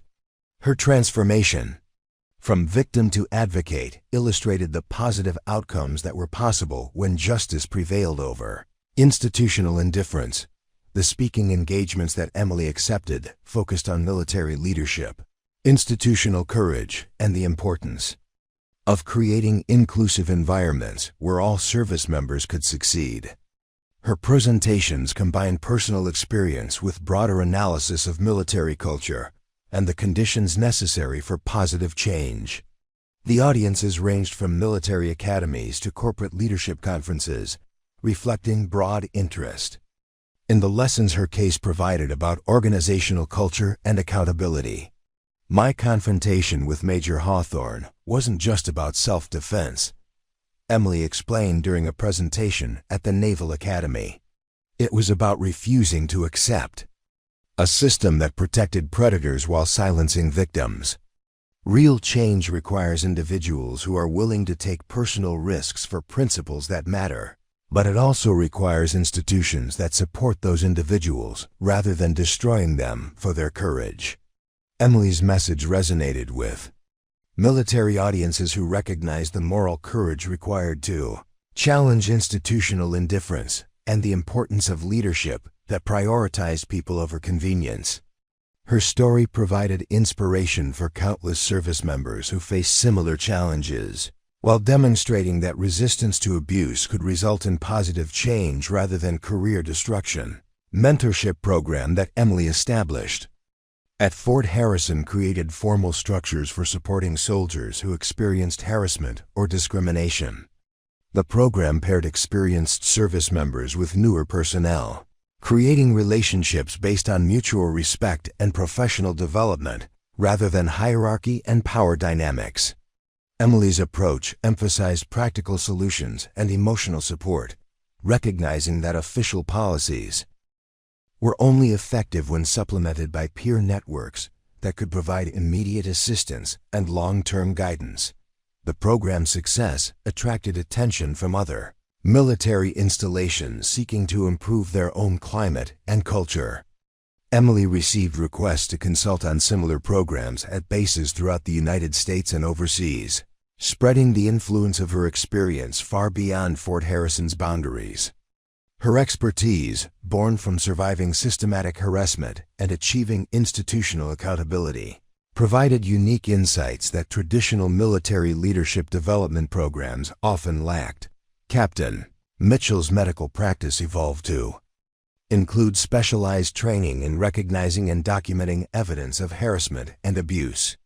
Her experience with Emily's case had revealed gaps in medical training that prevented healthcare providers from identifying and properly responding to the physical and psychological symptoms of workplace harassment. The base physician developed protocols that other military medical facilities adopted to improve their response to similar situations. Medical professionals have a responsibility to recognize when injuries and symptoms result from workplace abuse rather than training accidents or deployment stress, Mitchell explained during a medical conference focused on military healthcare. Proper documentation and referral procedures can provide crucial evidence for investigations while ensuring that victims receive appropriate treatment and support. Mitchell's medical protocols became part of standard training for military healthcare providers, creating another layer of protection for service members who experienced harassment or abuse. Her work represented the kind of systemic change that multiplied the impact of Emily's individual courage, transforming institutional procedures to prevent similar situations from developing or escalating without proper intervention. The base chaplain's office under Captain Williams underwent significant changes in approach and training following the revelation of Emily's distress and his failure to recognize the signs of systematic harassment. Williams pursued additional education in crisis counseling and trauma recognition, developing skills that enabled more effective identification and response to service members experiencing workplace abuse. The chaplain's evolved approach emphasized direct questioning and resource provision rather than general spiritual guidance when soldiers presented with symptoms of chronic stress or anxiety. His office became a recognized safe space where service members could discuss problems that they were reluctant to address through military chain of command. The changes resulted in earlier identification of harassment situations and more effective referrals to appropriate resources. Faith-based counseling must address the practical realities of military life, including the abuse of power and authority that can destroy lives and careers. Williams reflected during his annual report to base. Leadership. Emily's situation taught me that spiritual guidance without practical intervention can enable continued harm to people who deserve protection and support. The chaplain's acknowledgement of his role in failing to protect Emily demonstrated the kind of honest self-assessment that enabled institutional learning and improvement. His example influenced other military chaplains who recognized the need to balance spiritual counseling with practical advocacy for service members facing systemic problems. 3 months after Major Hawthorne's court-martial conviction, Emily received notification of her acceptance into the Army's Warrant Officer Candidate School, a competitive program that would provide advanced technical training and leadership responsibilities. The selection represented recognition of her professional competence and moral courage, validating her decision to resist harassment rather than accept it as the cost of military service. The Warrant Officer Program offered Emily opportunities for career advancement that had seemed impossible during her period of harassment and institutional indifference. Her new role would involve training and supervising communication specialists, sharing the technical expertise and leadership principles that her experience had refined. The position represented both professional growth and the chance to influence military culture through direct leadership of developing soldiers. This opportunity demonstrates that moral courage enhances rather than destroys military careers, Emily observed during her acceptance interview. Standing up for what's right didn't end my service. It elevated it to levels that would never have been possible if I had accepted abuse and compromise. The Army needs leaders who will protect their people, and this program gives me the chance to be that kind of leader. Emily's selection for warrant officer training sent a clear message throughout Fort Harrison and beyond that resistance to harassment would be rewarded rather than punished. Her advancement provided inspiration for other soldiers who faced similar challenges while demonstrating that institutional justice could result in positive outcomes for victims who found the courage to speak truth to power. The anniversary of Emily's confrontation with Major Hawthorne was marked by a base-wide formation that celebrated progress in creating inclusive, respectful military culture while acknowledging the work that remained to be done. Colonel Morrison used the occasion to recognize the soldiers who had demonstrated moral courage during the crisis while emphasizing the ongoing commitment to accountability and reform. 1 year ago, Specialist Johnson showed us what it means to refuse acceptance of unacceptable behavior, Morrison addressed the assembled soldiers. Her courage catalyzed changes that have made Fort Harrison a better place to serve and a more effective military installation. But lasting change requires continued vigilance and commitment from every member of our community.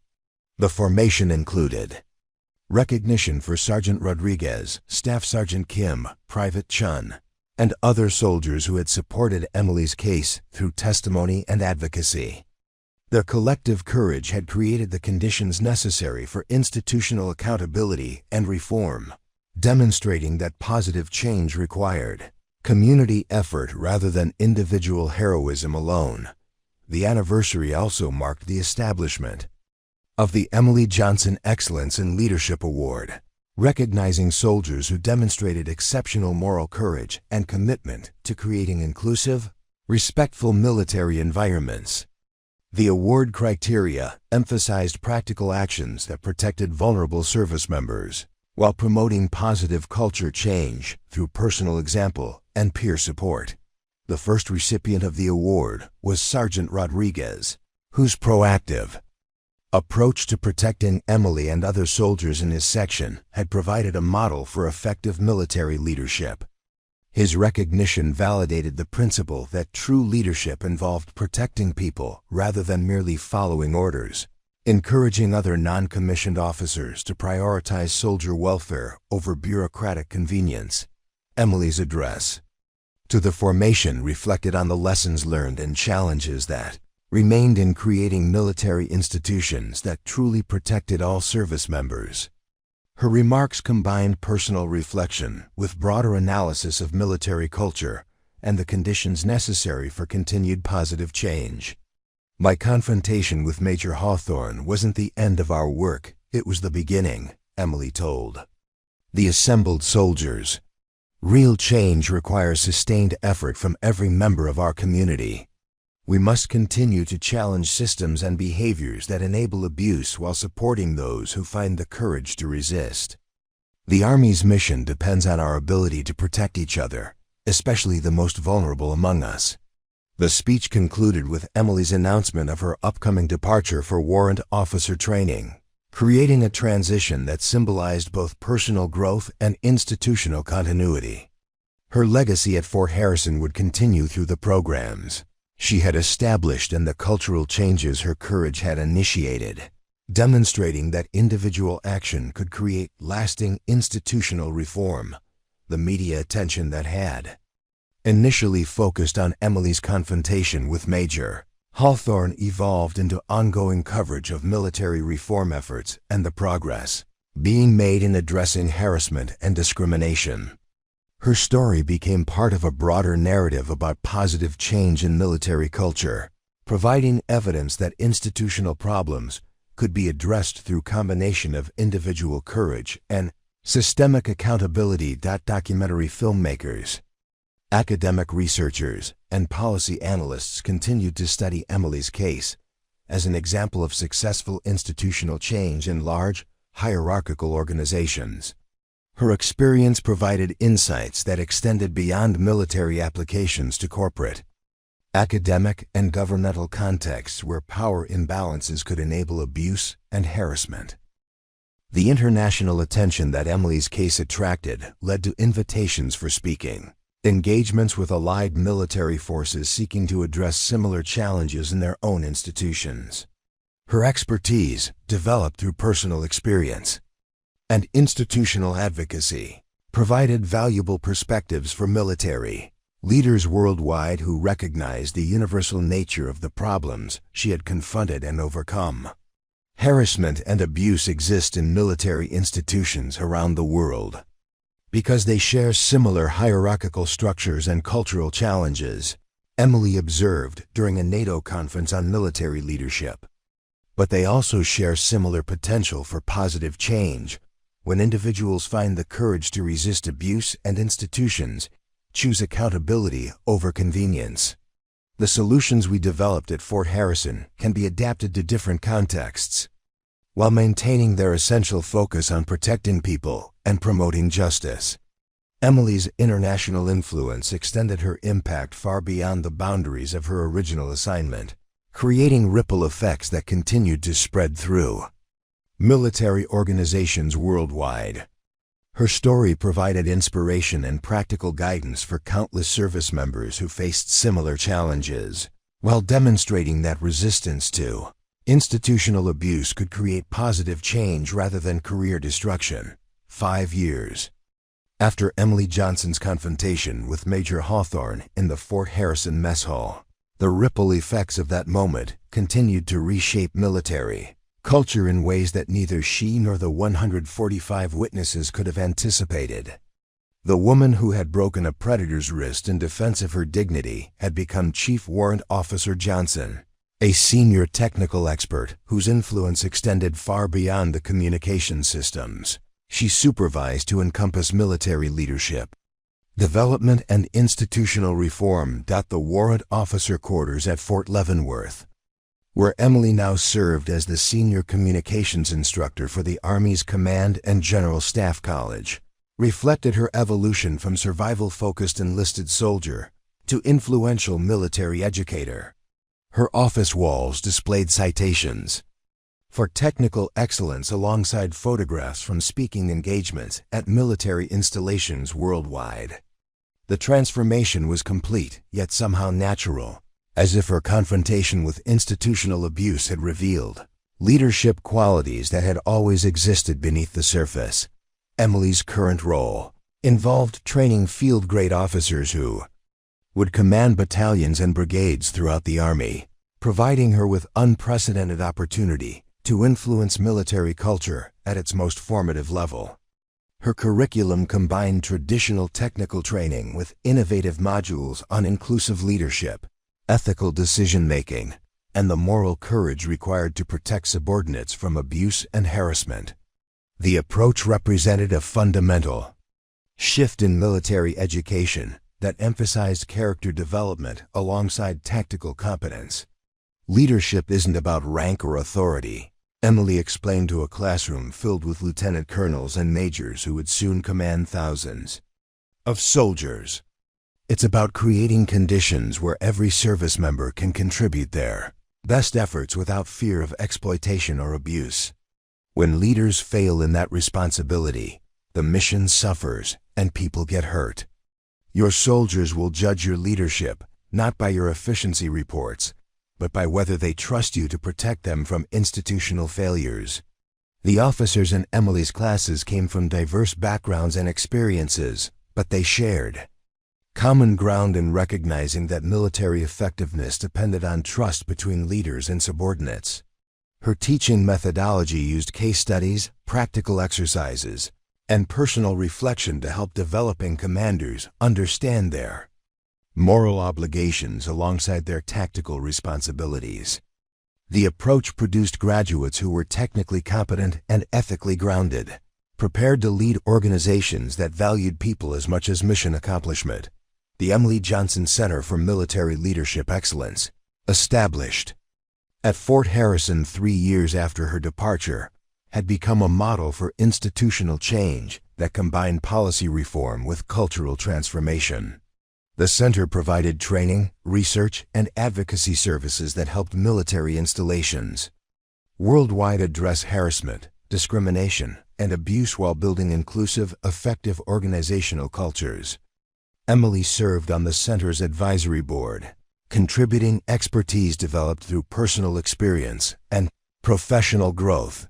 The center's research program documented the long-term effects of Emily's case and similar incidents on military culture and effectiveness.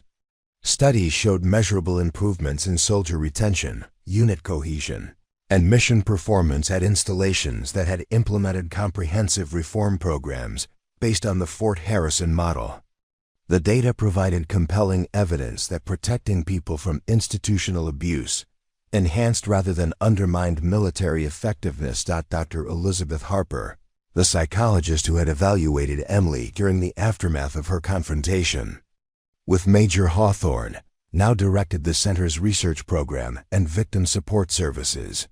Her work had evolved from treating individual trauma to preventing systemic problems through organizational intervention and leadership development. The transformation reflected broader changes in military mental health services that emphasized prevention and cultural change, rather than merely treating symptoms of institutional failure.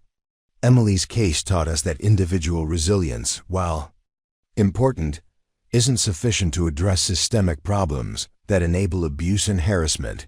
Dr. Harper explained during a conference on military psychology.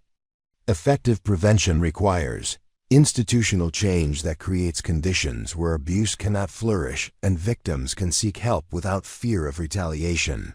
The research we've conducted over the past 5 years demonstrates that such change is both possible and beneficial for military effectiveness. Harper's research had influenced military mental health policies throughout the Department of Defense, creating new standards for recognizing and addressing workplace harassment and abuse. Her protocols were now used by military psychologists worldwide, providing evidence-based approaches to prevention and treatment that had been developed through careful study of Emily's case and similar incidents. The Fort Harrison Memorial Garden dedicated to soldiers who had demonstrated exceptional moral courage in the face of institutional indifference, featured a central monument inscribed with Emily's words from her anniversary address. Real change requires sustained effort from every member of our community. We must continue to challenge systems and behaviors that enable abuse while supporting those who find the courage to resist. The garden served as both memorial and inspiration, reminding visitors that individual courage could catalyze institutional change while honoring those who had paid personal costs for their commitment to justice. The memorial attracted visitors from throughout the military community, including survivors of harassment and abuse who found strength in Emily's example and the changes it had produced. Jessica Chun, now Staff Sergeant Chun and a respected leader, in her own right, regularly brought new soldiers to the memorial garden as part of her unit's orientation program. Her experience as Emily's roommate and witness to her harassment had shaped her understanding of military leadership and her commitment to protecting vulnerable soldiers. The frightened teenager who had once hidden her tears in bottom bunks had become a confident non-commissioned officer whose leadership style reflected lessons learned through proximity to exceptional courage. Emily showed me that we don't have to accept abuse as the price of military service, Chun explained to newly arrived soldiers during memorial garden visits. Her courage gave permission for all of us to expect better from our institutions and leaders, but her example also reminds us that positive change requires individual action combined with collective effort. Each of us has a responsibility to protect our fellow soldiers and create the kind of military we want to serve. Chun's evolution from victim to protector illustrated the multiplicative effect of Emily's courage, creating leadership that prioritized soldier welfare and institutional accountability. Her influence extended through the dozens of soldiers she had mentored and the hundreds who had observed her example, creating networks of ethical leadership that continued to expand throughout her career. Marcus Rodriguez, now Sergeant Major Rodriguez and the senior enlisted advisor for a combat brigade, had built his leadership philosophy around lessons learned during Emily's crisis and its aftermath. His approach emphasized proactive protection of subordinates, early intervention in problematic situations, and the moral courage required to challenge authority when necessary to protect soldiers. The communication section had once provided sanctuary for Emily during her harassment had become a model for inclusive, effective military leadership. Rodriguez's influence extended throughout the non-commissioned officer corps, where his example demonstrated that senior enlisted leaders could protect soldiers while advancing their own careers through ethical leadership and professional competence. His speaking engagements at military schools and conferences spread the lessons learned from Emily's case to developing leaders throughout the Army and other military services. Emily's situation taught me that leadership is about protecting your people, even when that protection requires personal risk, Rodriguez explained during a presentation to senior NCO candidates. The soldiers we lead deserve leaders who will stand between them and institutional failures that could destroy their careers and lives. That's not just moral obligation, it's tactical necessity. Units that protect their people perform better than units that sacrifice them to bureaucratic convenience. The military justice reforms that had resulted from congressional scrutiny following Emily's case continued to evolve and improve, creating more effective systems for addressing harassment and abuse while protecting victims and witnesses from retaliation. The changes represented the most significant improvements to military law in decades, directly attributable to the public attention and institutional accountability that Emily's courage had generated. Lieutenant Colonel David Park, the former commander whose transfer of Major Hawthorne had enabled continued predatory behavior, had become an advocate for military justice reform and victim protection. His honest acknowledgement of institutional failures during congressional testimony had contributed to policy changes, while demonstrating the kind of leadership, accountability that Emily's case had demanded. His current assignment involved developing training programs for commanders on harassment prevention and response. Park's transformation from enabler to advocate illustrated the potential for institutional learning and improvement when leaders chose accountability over reputation management. His work with developing commanders emphasized the moral and practical obligations of military leadership while providing practical tools for creating inclusive, effective organizational cultures. My failure to properly address Major Hawthorne's behavior enabled continued harm to soldiers who deserved protection, Park acknowledged during commander training sessions. Emily's courage forced us to confront institutional failures that we had been ignoring through willful blindness. My job now is to ensure that other commanders understand their obligations and have the tools necessary to meet them effectively. The international recognition that Emily had received for her advocacy and institutional reform work included invitations to address military leaders from allied nations seeking to address similar challenges in their own organizations. Her expertise, developed through personal experience and professional study, provided unique insights into the conditions necessary for positive cultural change in hierarchical institutions worldwide. Emily's presentations to international audiences emphasized universal principles while recognizing cultural differences that influenced specific implementation strategies. Her message consistently focused on the moral courage required to challenge institutional indifference while building systems that supported, rather than destroyed, individuals who reported abuse and harassment. Military institutions worldwide face similar challenges because they share common characteristics: hierarchy, tradition, and the tension between individual welfare and mission accomplishment, Emily observed during a presentation to European military leaders. But they also share similar potential for positive change when leaders choose courage over convenience and accountability over reputation management. The solutions we developed aren't uniquely American.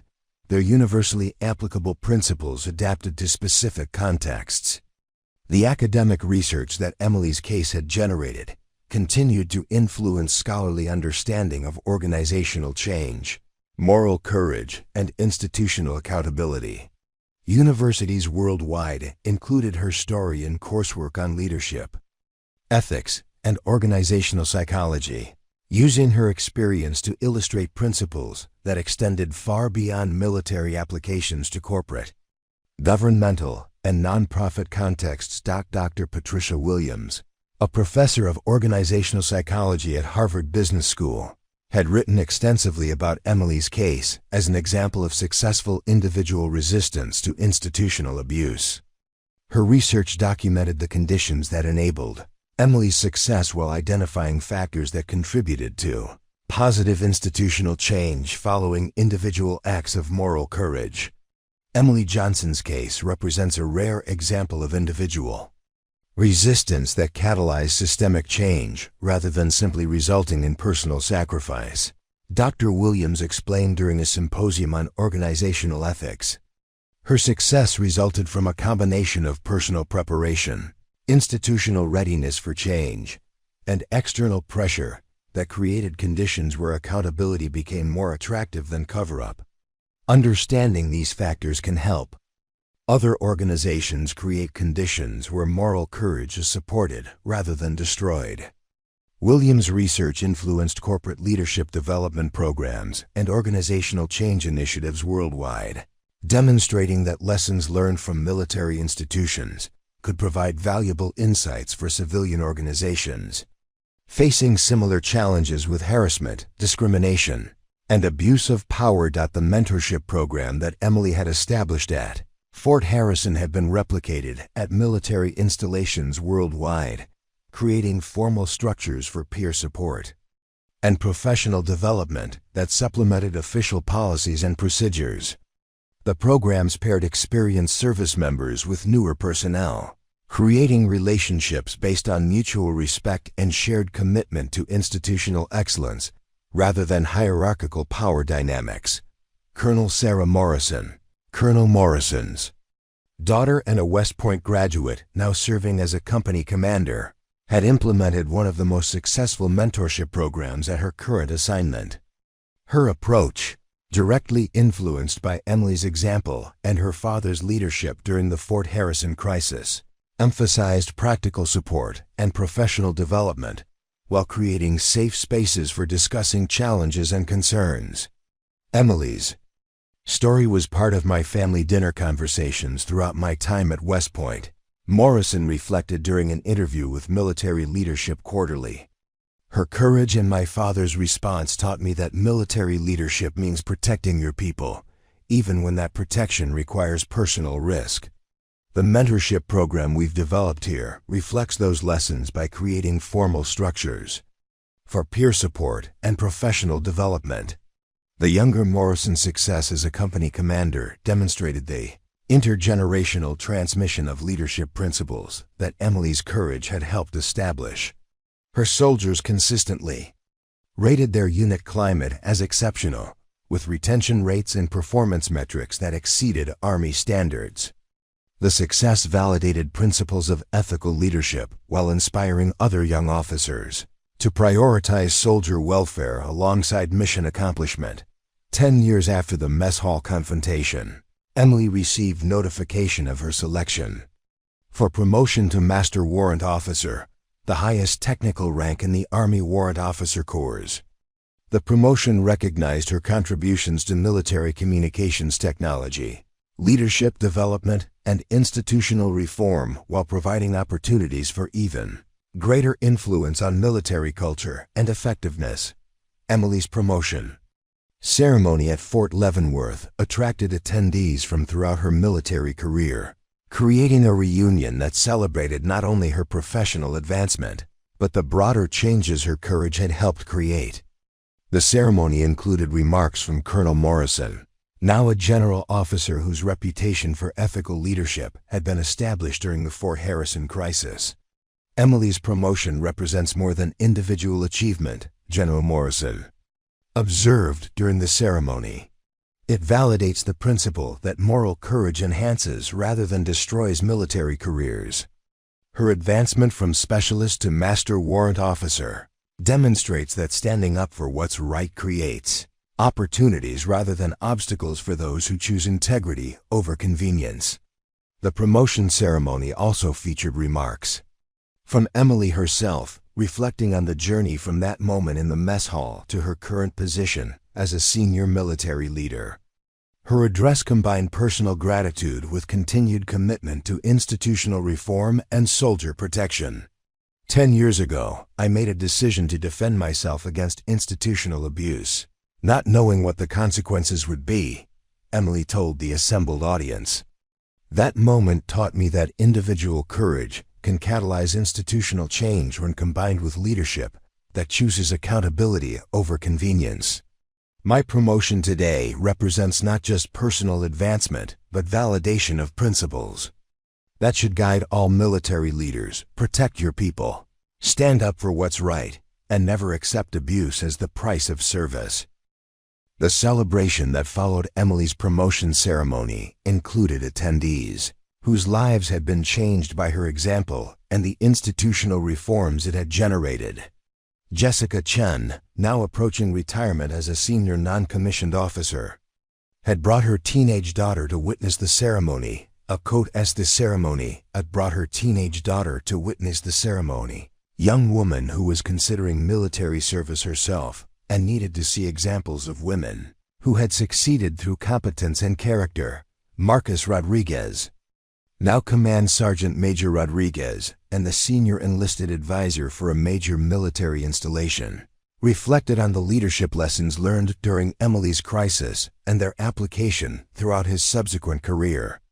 His influence had extended to thousands of soldiers who had benefited from leadership that prioritized their welfare and professional development. Staff Sergeant Kim, now retired but serving as a civilian employee at the Emily Johnson Center for Military Leadership Excellence, continued to document and analyze organizational culture changes that resulted from ethical leadership and institutional accountability. His meticulous record-keeping had contributed to research that influenced military policies worldwide, while providing historical documentation of successful organizational change. Dr. Harper, whose psychological evaluation of Emily had revealed the trauma of institutional harassment and the resilience required to overcome it, had become a leading expert on military organizational psychology and victim support services. Her research continued to influence military mental health policies while providing evidence-based approaches to preventing and addressing workplace abuse. Captain Williams, the chaplain whose failure to recognize Emily's distress had contributed to her isolation, had developed specialized programs for faith-based counseling that emphasized practical intervention alongside spiritual support. His evolution from passive counselor to active advocate demonstrated the potential for institutional learning and personal growth following recognition of failure. 15 years after Emily's confrontation with Major Hawthorne, the changes it had catalyzed had become integrated into normal military operations, rather than special programs or exceptional initiatives.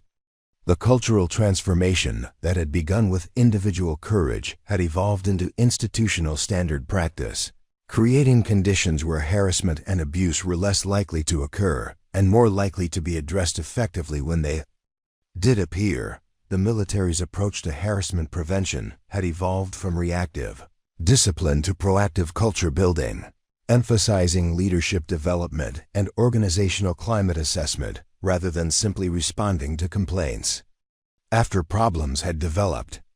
The change represented a fundamental shift in institutional philosophy that prioritized prevention over punishment, while maintaining accountability for leaders who failed to protect their subordinates. Emily's influence on military culture extended beyond specific policies and procedures to encompass broader understanding of ethical leadership and moral courage. Her example had inspired countless military leaders to prioritize people alongside mission accomplishment while demonstrating that institutional effectiveness improved when all service members could contribute without fear of abuse or harassment. Legacy of Emily Johnson's moment of moral courage in the Fort Harrison Mess Hall continued to expand with each new class of military leaders who learned her story. Each organizational change that reflected lessons learned from her experience, and each service member who found the courage to resist institutional abuse because her example had made such resistance seem possible rather than futile. 20 years after that February evening when Emily's reflexes broke Major Hawthorne's wrist before 145 witnesses, military historians would debate whether her action represented the beginning of fundamental change in military culture or simply one significant moment in a longer evolution toward institutional accountability and ethical leadership. But for the thousands of service members whose careers had been protected by policies developed in response to her courage, the historical significance mattered less than the practical reality that military service had become safer, more respectful, and more aligned with the values that attracted people to serve their country. Emily's story became part of military tradition, not as an exceptional moment of individual heroism, but as an example of normal moral courage that all service members could and should demonstrate when confronted with institutional abuse. Her transformation from survival-focused enlisted soldier to influential senior leader provided a model for military career development that emphasized character alongside competence, while demonstrating that protecting others enhanced rather than threatened individual advancement. The woman who had stood alone in that mess hall, surrounded by broken ceramic and institutional indifference, had created changes that would protect countless future generations of service members from experiencing similar isolation and abuse. Her moment of desperate courage had become a foundation for systematic reform that proved individual action could indeed change institutional culture when combined with leadership willing to choose accountability over convenience. The final words, carved into the Emily Johnson Memorial at Fort Harrison, captured both her individual courage and its institutional impact. She stood alone so that others would never have to.